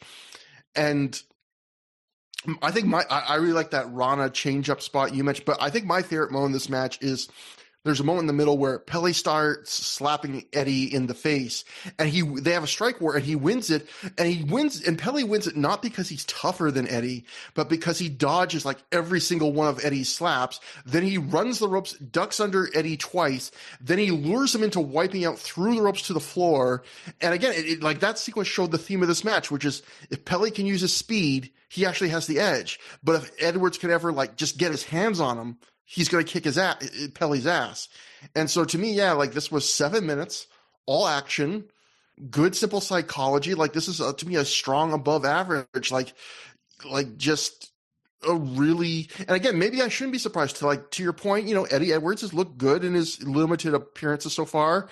And, Pele, I think we've both been, pretty impressed with him. So maybe I shouldn't have been surprised that, they did as well as they did here. But, Dave wrote in The Observer, Eddie Edwards, who is from the Boston area, got over strong in being Pele Primo. Edwards made a favorable enough impression that they are higher on him from this match. And I will say, it probably speaks good of Pele that we told that story a few shows ago that Pele told on a podcast where when he wrestled Kevin Steen in one of Steen's first matches back in ROH, like Gabe really thanked him and like, you made Steen look so good. And I think it goes to your point of like how good Pele is at selling for people. And then now he's kind of been in like 2 matches recently where like this news reporting came out of it where people made a point to say, yeah, ROH was really impressed with Pele's opponent after that match. Like, probably not a coincidence, right? He is really like the the Bret Hart or the person that edited the Epstein tape of ROH at this point. For sure. For sure. That's exactly the analogy that I would give in this situation. I really think you're digging a hole, Trevor. So, and that brings us to Matt Sydal defeated El Generico via pinfall in 14 minutes, 6 seconds with a Rana. Dave wrote about this match in The Observer. Matt Sydal is about the only guy getting a push in ROH who hasn't yet signed his contract, and you can make of that what you will, which, yeah, that will be something to note because, in fact, Matt Sydal will not be here by the end of the year. So he is the one guy that's kind of keeping his options open of the major players in ROH at this point. But in terms of the match, I will say this. Sometimes when you play sports, or for some of us, sports video games, like who am I kidding? You get to play with someone that's not only better than you, but someone who is significantly better than everyone else playing that day. And sometimes that's expressed, I would say, by like the person that's better than everyone. He's just doing things that no one else there can do. But to me, other times, sometimes that player that's so much better than everyone else, it's not that they're doing something that no one else there can do. It's that there's someone who's doing everything what the rest of you are doing, but they're just always doing every single thing perfect. They're never making a mistake. Like when you play with them, they're always in the spot where you want them to be at all times. If you make a pass to them, they always catch it if it's even in any way remotely possible. Even if your pass was a little shaky, they just don't make errors. And to me, this is a match between two of those kinds of wrestlers where I would say Seidel was one of the smoothest high flyers of his generation. And I would say Generico at this point was approaching, if not already in like that era where he was one of the best wrestlers on the planet. And these two aren't doing anything against each other here that I haven't seen before. They're not having a match of the year contender, but everything they do, I felt like just fits so smoothly together and not in a way that felt artificial. Like the way they transition to their spots, their positioning and their anticipation of each other, how they feel like little gaps between the moves. Everything was just done exactly how I think you would want it. It's like the wrestling equivalent of two of those like athletes who are always in the right position, always doing what you want them to do, having a wrestling match together.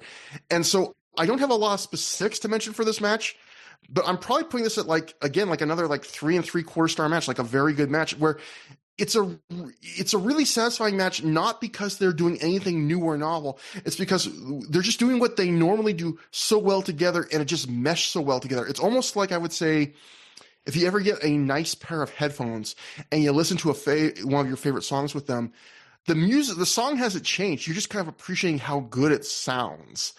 And that's what it's like. I just appreciate how smooth these guys are on this night. I will say there is one late flub in this match, and that's Generico appears to not kick out at 3 after Seidel hits a standing moonsault. And I thought it was interesting. The announcers kind of shit on the new ref. They blame him for it, and they actually call him out by name. But to me, I rewound it just to make sure. It looked like Generico just kicked out a hair too late. And it felt like to me, and this is just me guessing, that because Seidel had just done right before that a really excellent 2.9 kick out, that Generico wanted to match him and maybe just pressed his luck a bit too far. I don't know. But either way, I thought the crowd was really into this, and I thought this was yet another very fun match on the show. I probably liked it a little bit less than you. I mean, definitely they do a lot of nice athletic moves, and like they're great, obviously. And Generico is one of my favorites. I didn't see the smoothness that you saw. Like, I don't think it was as smooth as you could have maybe expected from these two. Because like you mentioned that one flub. Then there was another spot earlier in the match where like Seidel is in that awkward position where he's like dangling over the middle rope into the ring, and Generico does a quebrada with Seidel in that position, and I thought that didn't look particularly good. Not like that this match was sloppy or anything, but I don't think it was like peak smoothness for these guys. The thing that I didn't like, was just I didn't feel like the match really had any intensity, and so it kind of had the least reactions of the show until you got down the stretch. Once they did get down the stretch, I do think that it got a lot better. There was a really great spot where Generico had Seidel on the apron, and he hits the opposite rope, but Seidel leaps over and cross bodies over the apron and gets Generico out on the other side. All right, let me explain that again because I feel like that wasn't a good explanation. So Seidel is standing on the apron. Generico is inside the ring, facing Seidel. He runs to the other way and hits the rope. While Generico is doing that, Seidel leaps over the apron and runs at Generico with a crossbody over the opposite rope on the other side of the ring, and they both fall over. I thought like that spot was really cool and got the crowd into the match. And then they follow that up immediately with Generico running, doing that corner through the corner DDT on the floor thing. Generico's still new enough in ROH that a lot of the crowd hadn't seen that spot yet. And when you see that spot for the first time, that's fucking awesome, right? Like that's just like a top tier wrestling spot, I think. And then there's another spot where Generico gets into a power bomb from a crazy position that I can't even really explain, where he picks Seidel up and like flips him around before hitting the power bomb, and I thought that was a great near fall. So definitely a lot of really cool stuff in this match. I just thought a lot of it came late, and the early part lacked intensity and heat. But I still thought it was a different match than anything else on the card, and like definitely a good addition. Just wasn't quite as good as maybe I would have hoped from these two. But I mean, definitely a good match. Just not a great one. I got the feeling even watching that I'm probably enjoying this more than other people will, but for some reason it just hit for me. Maybe I was just writing the vibes of what I think was a really good show up to this point. And also, I did like. Did you know that notice that at one point during this match, Seidel says, "I beat every masked man in Ring of Honor," which is just Generico and Delirious, right? Like, yeah. They're like, did you beat Puma back in the day? I like, how many masked men have there been? You didn't beat Liger. I mean, and I do not recall him beating Dragon Soldier B. So I thought that was a funny line. But after the match, Seidel hugs Generico and slaps fans' hands at ringside. So again, another wrestler where, at least for this night, he's kind of just back to being a babyface, although that will not last. He also talks into the ringside camera that ROH always films as a backup, but also never uses. And I love that the ringside cam that ROH does use films that. So we get footage of the footage we would want to see that Ring of Honor has, but doesn't want to go to the trouble, I assume, of having an extra camera's worth of footage to edit with. So like, it's a camera. You literally see a camera is shooting Seidel, cutting a promo into another camera. That it's so fucking stupid. Just whatever. But so next we have our semi-main event. Delirious and the Resilience of Eric Stevens and Matt Cross defeat the No Remorse Corps of Davey Richards, Rocky Romero, and Roderick Strong in 21 minutes, 36 seconds when Delirious pins Strong after the chemical imbalance 2. The No Remorse Corps Resilience feud continues, and with Aries continuing to be out of ROH at the moment, we get another replacement in Delirious, which makes a lot of sense considering he's also feuding with Roderick. In fact, Matt, ROH will like this six-man combination enough, so much, they'll book a rematch of this match a couple shows down the line at their second pay-per-view. So what do you think about this? Well, that one was better, I think, the one at the pay-per-view, in my recollection, but I guess we'll see. I don't know what it was. I mean, I have a couple of ideas, but I don't totally know what it was that made this match not click all the way for me. Like, because I feel like the performances were pretty good, and the structure was good, except for one thing. They did this thing which you see a lot in these big, like, multi-man, like, tag matches in ROH, and I never think it quite works out the way that they think it will, which is they do a really hot and heavy start, and they brawl, and they go crazy, and they go outside, and then they eventually, like, just settle down into a normal match. I don't think that works. I don't know if you have an opinion on that, but like I feel like if you're starting hot and heavy, make the match hot and heavy, or you start the match normal and have it break down. But I don't think, like, what's the logical sense of we're going crazy, we're brawling, and then all of a sudden we're just going to stand on the apron? Like, does that, like, is there a way to make that make logical sense?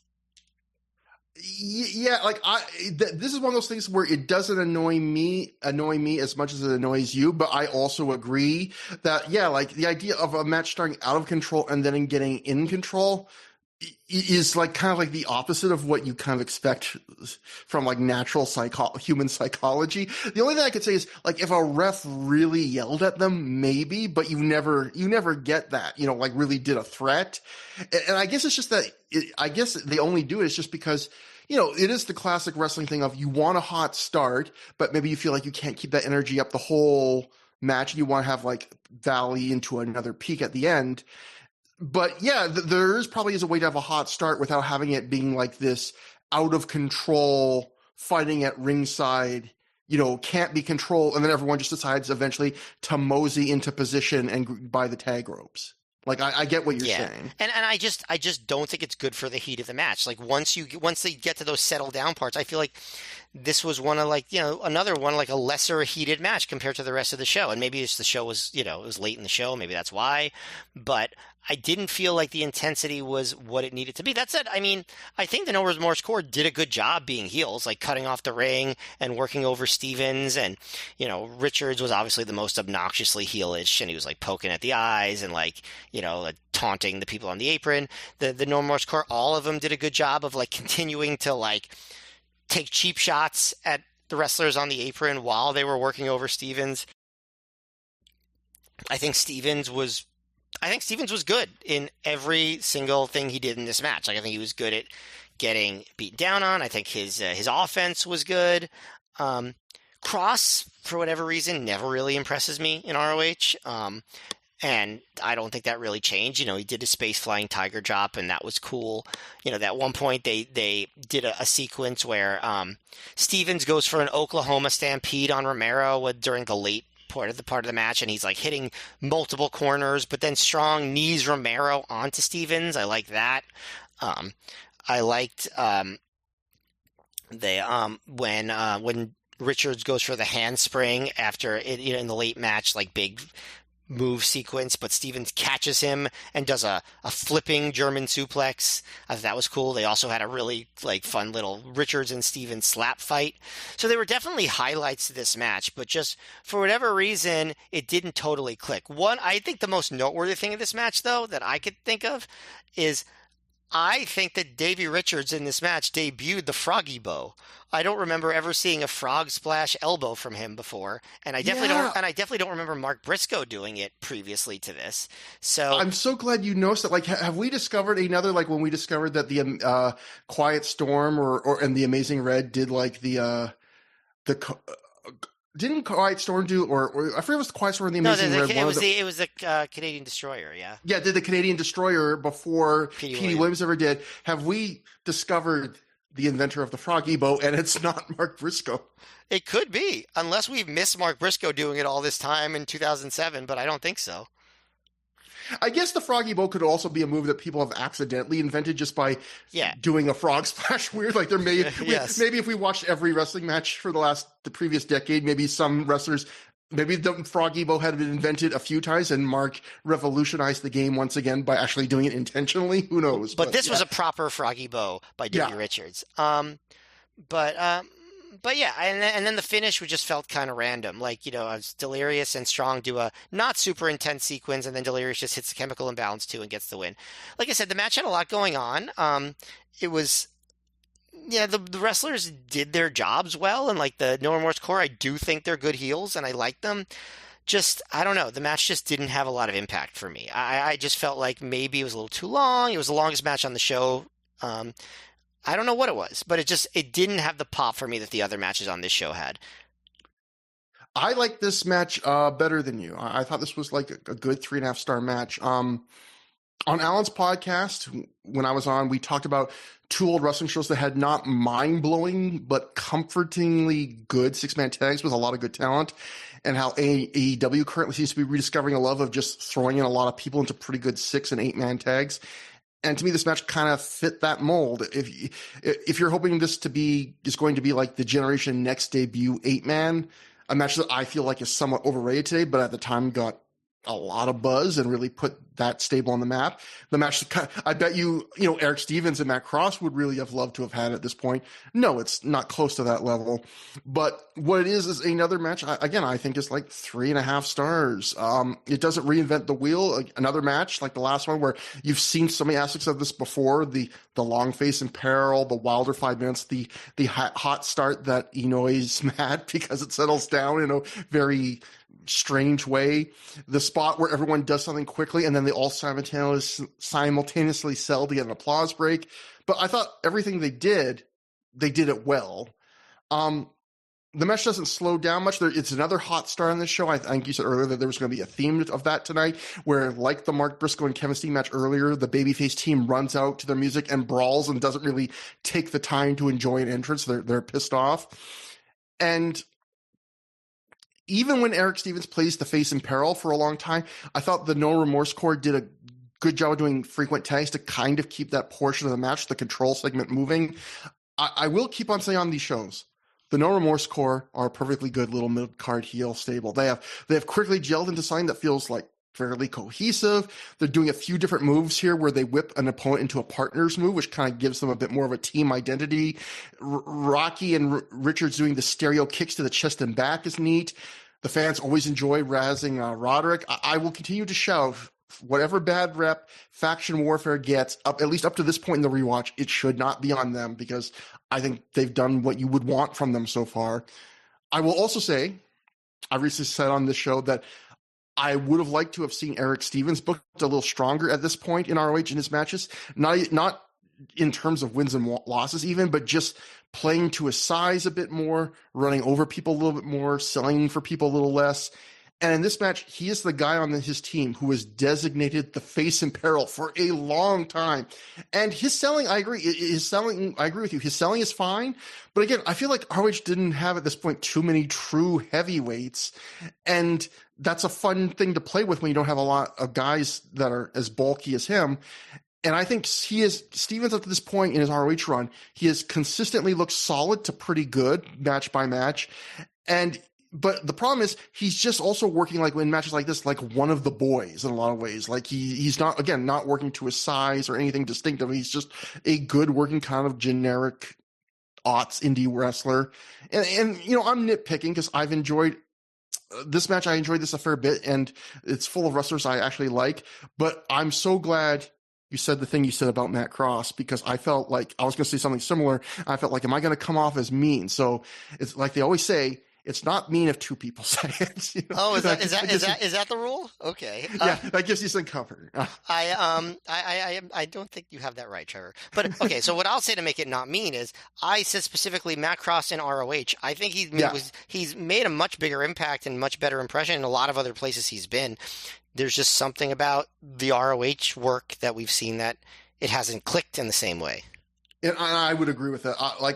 I think this is another ROH match from Matt Cross where he pops off with like his few usual spectacular moves, but when he isn't doing those few moves, he makes no impression on this match at all. Like sometimes in wrestling, when we talk about wrestling, we come up with these terms that maybe to some people that are like getting into it can seem nebulous and vague. Like, what's ring presence? And I would say, if you want to know what ring presence is, watch Matt Cross in this match. It's what he doesn't have. Like if you watch him and go, there's something just missing, it's ring presence. You know, like I would say when he's not doing one of those cool moves like the space flying tiger drop, you kind of forget he's in the match.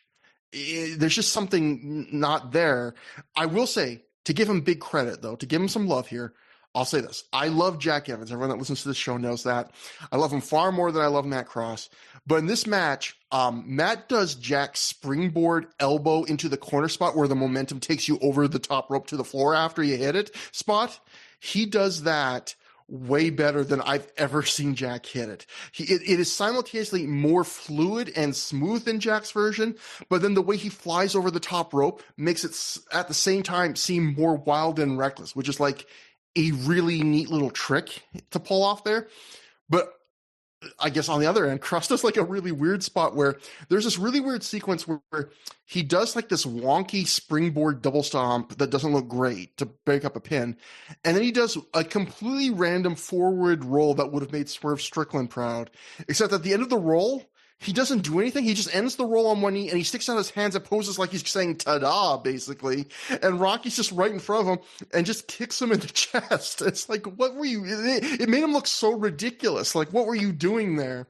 But overall, I would say, like, this match also had an example of one of my favorite things in wrestling. I always call it out when I see it, where there's a moment in this match where Davey Richards yells, "Come on, boy," at Eric Stevens. And I'll note, Davey Richards is 1 year younger than Eric Stevens. So I always love when a wrestler age big time someone younger than him. Happens more often than you'd think in wrestling. I always enjoy it. Again, I like this more than you. I thought it was like a rock solid 3.5 stars. But not as distinct or as memorable as some of the other good matches on the show. Dave Meltzer wrote in The Observer that based on live reports, match was all action with a hot crowd, but messy in spots. So, you know, maybe I liked it more than a little bit more than everyone. Next, We join Larry Sweeney in the building before the show on the running track. Chris Hero's doing some push-ups behind him. Larry says he tells all his clients that when they sign with him, they get nothing but the best. And here he is proving it at the finest private athletic facility that the greater Boston area has to offer. I hear they have pizza and air conditioning. Tank Tolan and Bobby Dempsey at this point walk into frame. Tank says he's going to get Bobby, this fat bastard, into shape, into a natural, superior athlete like himself. He orders Bobby to do 5 squats and then to get running. Bobby starts squatting, and then Hero insists that Bobby run with Chris Hero on his shoulders, which Bobby actually gets him on his shoulders for a few strides before he quickly collapses.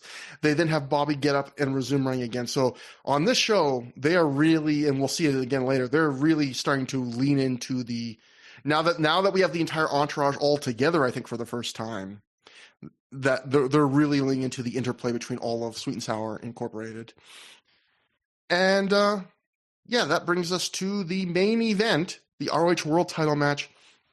Takeshi Morishima successfully defends the world title when he defeats Jay Briscoe via pinfall in 13 minutes, 26 seconds after he hit a backdrop driver. This match was set up from the Briscoes beating Morishima and BJ Whitmer in a tag a couple shows ago, although Morishima didn't even take the fall in that, but it still sets up this match. I felt like the quality, or at least the feel of this match, was highly dictated by who was in control. In, like that recurring theme you mentioned earlier, again, like Morishima doesn't wait for ring introductions. Everyone on this show had a real thorn up their ass, Matt. They were all itching to fight. He just attacks. We get this hot start where Jay fights back quickly and gets control. He's throwing big Yakuza kicks. He's diving off the apron. He does this flip dive over the top rope to the floor that just barely grazes Morishima. And instead, Jay lands with like the back of your knees where those little bones are, land right on the fucking top rim of the guardrail. Yeah, it almost reminded me of like how Eddie Kingston broke his leg. Like it seemed real bad, but obviously he was okay. But crazy. Yeah, like it's crazy because he's really, you can tell, in pain. But he like 20 seconds later he like walks it off like you like stub your toe. It's like you go from thinking, oh shit, did he just break something, to like, nope, he's okay. Yeah. But then a few minutes in, Morishima gets control, and a pattern we've seen emerge in some of his ROH matches, I think. He really slows things down. Like, he not just grabs a hold or two, but he kind of, when Morishima gets control in the middle of these matches, sometimes he just kind of meanders between moves. He just kind of stands there for a bit. It's not completely a bad thing. It's fundamental wrestling, I'd say, to try and smother your opponent so they can build to a big explosive comeback. But I do feel like we've kind of reached the point in Morishima's ROH run where we have kind of seen some elements of a formula from him emerging. And what makes or breaks his matches to me at this point in the run are what his opponents bring to him, like how they play off Morishima, how they force Morishima to play off of them. I continue to appreciate that by like working to his size and being booked dominantly, Morishima can get reactions to things that no one else on this roster can. Like when Jay picks up for a simple suplex, the crowd is fucking pumped. And I don't know if that'll ever get old to me that in 2007 ROH, you can get people to react big for a vertical suplex just by building to it and establishing that one guy is a real heavyweight. And, I thought Morishima's stuff being more established can be a good thing in moments like when he climbs to the top here. The crowd is really buzzing with anticipation because I think at this point they know what's coming. They know he's going to hit the big top rope drop kick. So I think stuff like that is the good perks of establishing stuff. And then we get to the final run of the match where Jay starts throwing bombs. And I thought that was a lot of fun, like to the level where I kind of was greedily wishing that we had a couple more minutes of the finish run, of the big stuff on that level of intensity, stuff like when Jay hits the Death Valley driver and a top rope splash. I don't know if this crowd actually both thought Jay had a chance in hell of beating Morishima, but they react big, like they at least want to believe that Jay had a chance of winning, if that makes sense. And I also like the new wrinkle of Morishima did on another spot of his that he's really established as a regular thing he does, which is him no selling a superplex. Normally he just stands up immediately from the superplex. And this time he actually lets Jay cover him before he kicks out, before even a 1 count, so a 0 count. And he hulks up. And I thought the hulk up was great from Morishima here because he absolutely like destroys Jay with a lariat to the literal fucking face. He gets him right in the face with this lariat. And then he just finishes the match with a single backdrop driver, which is another thing I liked about this match because I felt like we were starting to see a few shows ago too many matches where Morishima needed 2 or 3 backdrop drivers to win. So I'm glad that we've seen a couple matches recently where it only took him 1. Like, I'm not saying that no one should ever kick out of it or, he should never have a match where he needs more than 1 to win. But I feel like if you want to make it seem like a big deal when those matches happen, you need some more matches like this where, it only takes 1, he wins, and he moves on. So overall, I thought the best parts of this match were very good. But there were also pieces of this match that were a notch or 2 below that. I'd put this on, again, a solid good. I thought this was a very B-show main event where Jay was working real hard. Morishima put like a standard but solid effort in for him in ROH. But it felt like maybe on a bigger show, maybe they give you like an extra 2 minutes of near falls and they take this match like 1 notch higher. But overall, still enjoyable. Yeah, I get what you're saying about how they could have done more, but I kind of appreciate the minimalism. I agree with you. Obviously, I've brought up the Morishima slowdown a few times in recent reviews. I don't think it was quite as egregious this time as we've seen another where he's like literally just walking around pulling up his pants. Like we didn't quite get that. We got a couple of chin locks and it slowed down, but Jay was super impressive here. Besides the suplex, the Death Valley driver was really cool. And that's really what this match brought to the table. Like, it was not a memorable match, I would say, but it was a solid addition to Morishima's resume, I guess, of entertaining matches with the whole ROH roster, and I think he'll continue to refine this formula. A lot of his most memorable matches come later in the summer. I think I think he's going to have a match with Roderick Strong the next night that I think is kind of follows this, but maybe he's a little bit faster paced. That's my memory of it. I guess we'll see if it turns out to be true.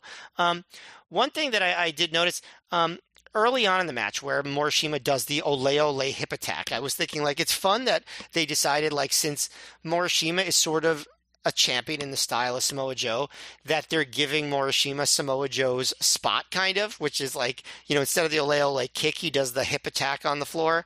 And also, when Jay blocked the second one with a big boot to the face, it got me wondering, when did indie wrestling decide that there was no more such thing as a Yakuza kick?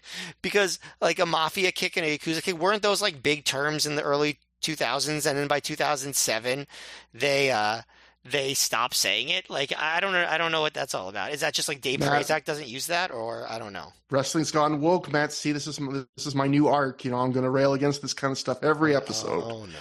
No, I'm joking. I'm gonna have to get a new co-host. No, actually, you're probably the one who would. You're the one people listen to the show for. Even the radical right-wing version of Trevor is more popular than me. So no. Oh, even though one time a guy said I sounded like Ben Shapiro, have the worst thing anyone's ever said about me. That is awful. I could give like 5 reasons why that is awful, and I will be bleeding heart lefty and stuck with you on this podcast until you murder me. So don't worry about that. That's not going to happen. Because you won't come and visit me in New York, so that's why it's not going to happen. I will say this about your Yakuza thing. That is an interesting thing. Do you think part of it is like I also feel like less people throw Yakuza kicks, and when they do throw something resembling it, it's mostly like the Olay kick, and people will just call it the Haluva kick or the Olay kick now. Yeah, I didn't even mean like now. I more meant like in 2007. You stopped hearing it by then. But yeah, like there was just like a moment, like in the I don't know if it was like 04, 05, where you just stopped hearing that term. I don't know. But anyway, but I mean, there's really no point in doing a lot of play-by-play. Because a lot of the moves are what you basically see. Obviously, Jay doing the Death Valley driver was one really cool thing. Jay catching Morishima on a hip attack and doing a German suplex, that was another cool thing. But otherwise, it's just everything that you'd expect, everything you'd already see. There was that really cool pop out of the, out of the big splash. and the bullshit chant after the kick out, and then, the 1 count that Morishima popped up after the superplex got a big spot.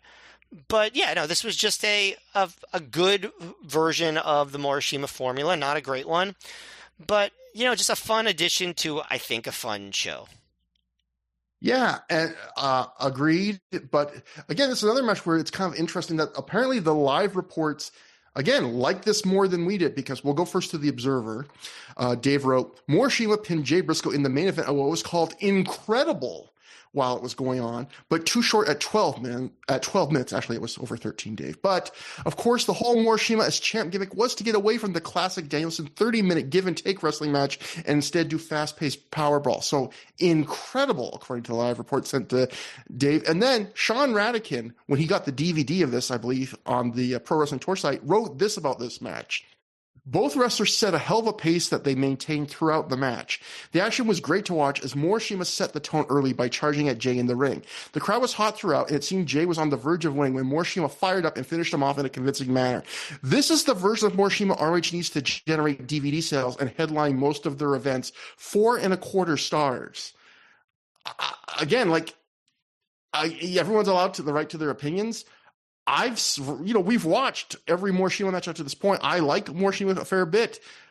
I don't think this is one of Morishima's best performances. No, my favorite might still be the Shingo match. And I don't think this is this might not be in my top 3 most fun matches. And yeah, I would probably agree about the Shingo match, either that or the Joe match. And, yeah, but I guess, some people live, love this match, but more power to them. After the match, once Morishima leaves, Kevin Steen runs in and he starts attacking Jay for Mark Briscoe runs in to make the save, brawling with Kev until El Generico comes in. The 4 fight at ringside and into the crowd with Jay slamming Steen's head into the merge table. And then they fight all the way down a hallway deeper inside the building past what looks to be the bathrooms. And it felt to me almost like because they did the long brawl at the pay-per-view and that went so well, they were almost trying to redo it here. It wasn't quite as good, but still a good crowd brawl. But the fact that it was in this position, to me, established it as the top feud in the company, which, is rare for tag titles, and I think that's a cool thing. Yeah, and it's also good psychology because, again, from the PW Torch live report from reader Jeremy Lawrence wrote at the time, Claudio versus Morishima and Briscoes versus Steen Generico in a Boston Street Fight were announced for the return at the show. So yeah, it makes complete sense why you'd end it with this, right? You have them brawl out of the out of the main building, and then announce to everyone, "Hey, come back next time we're in Boston. You'll see these guys have a street fight." Exactly. It's something that, it's something Gabe was good at and it's interesting to see what he's now having to do. Where we've talked before how Gabe was good about booking two strings at the same time, where he's good at booking show to show continuity and also city to city continuity. If you watch every show in order, there's a continuity, but if you just watched every show in your market, there was usually a continuity of matches there too. And now it's almost like with the pay-per-views, he's going to be doing a third level of continuity, because those pay-per-views won't all be taken in the same city, but you can kind of see with the first pay-per-view, knowing what comes in the next two, he's kind of building, if you just watch the pay-per-views, there's a certain logic that exists even if you only watch the pay-per-view. So I think that's an underrated skill he had. For sure. And then we cut to Brent Albright backstage, who tells us that his name is Brent Albright. He's the gun for hire. He'll get jobs done for the right price. He racked up a win tonight against BJ Wimmer and says he doesn't care if it's by DQ, the half Nelson suplex, or the crowbar. A win is a win. Albright says the money is about being the Ring of Honor world champion, and that's what he's got his eye on. This was almost the exact promo they had him cut for the pay-per-view. So talk about redoing things from the pay-per-view. This is basically, apart from him mentioning I beat BJ Whitmer tonight, almost word for word the promo they had him cut on the pay-per-view. Yeah, not particularly interesting. Yeah. I thought it was okay the first time. Second time, you didn't need to see it again. But We cut back to Sweeney and Toland at the athletics track. Sweeney informs Tank that he missed a hell of a world title match and asks him how Bobby is doing. We see Bobby is still running around the track. He's about halfway through a lap as Hero is running in circles around Bobby as Bobby is running. Tank says it's been 20 minutes. Dempsey's not even done his first lap. Well, Hero's on his fifth. Tank then berates Bobby as Bobby stops to puke in a trash can, and Hero starts running in circles around Bobby as he's vomiting in the trash can. Then Bobby gets close to finishing a lap, but collapses before he gets up, and he finally finishes one lap. Tank and Hero then say Bobby needs to do 1,000 squats, and as they all start to squat, that's how we end the show. So, again, the beginning of much shenanigans from that group. Matt, who wins the Matt F. Trophy on the show? There are probably multiple good candidates on a show like this. There are, but to me, Kevin Steen is the standout between how much I love that match, to his promo work, to his involvement, like after the main event, to his funny asides that he says to the camera. Like, he just, like you said, adds so much energy and life in addition to having, in my opinion, the best match on the show. I feel like to me, it wasn't that hard for me to pick him. Yeah, that's a great pick. And in terms of the show, I will say we've talked about sometimes, especially in 2006 when ROH really switched to the only double shot model and started running more shows, how we started to see more Friday B shows that were, not great. The ROH in this era had a pretty high, barring maybe the last months of 2006, a pretty high floor for shows, but shows where it definitely felt like a lot of guys taking a half step back on their efforts, saving themselves for the Saturday show and pacing themselves and less important stuff. And I would describe this as like a B show in terms of the historical significance and the card on paper. But I felt like this is a way B shows can be really satisfying, where is there a match of the year contender on this show or anything close to that? No. But man, almost every match on the show to me is like 3.5 stars or more. And there's, again, whether it's the Steen Briscoe match or the Danielson Rave match, there's just matches on this show that have like little details and like little things that I think really are neat if you are watching every show. Like there are some B shows where I finish watching them and I go, well, that was not a bad show to watch, but man, that's another 3 hours of my life gone away. Where this show was kind of like, this is the show that kind of makes you feel good that I'm like watching every show for rewatching them for this project. And this like one of the more fun B shows I think we've seen in quite a while. Yeah, and I think, because I like that Steen and Briscoe match so much, I probably would even rank this show even higher than you, because, like, is it a match of the year candidate? I don't know, but I wouldn't say it's not even close. Like, I really love that match, and if you're willing to put matches that are under 10 minutes in that category, it's been a long time since I've seen one that I've liked that much. But yeah, I would say this is a show that just delivers on the basic promise of ROH, which is just like, hey, watch us if you just want to see kick-ass wrestling with stakes, Yeah. like, and it had that. It was just good wrestling up and down the show. Like, this is, not much bullshit, just a lot of good wrestling.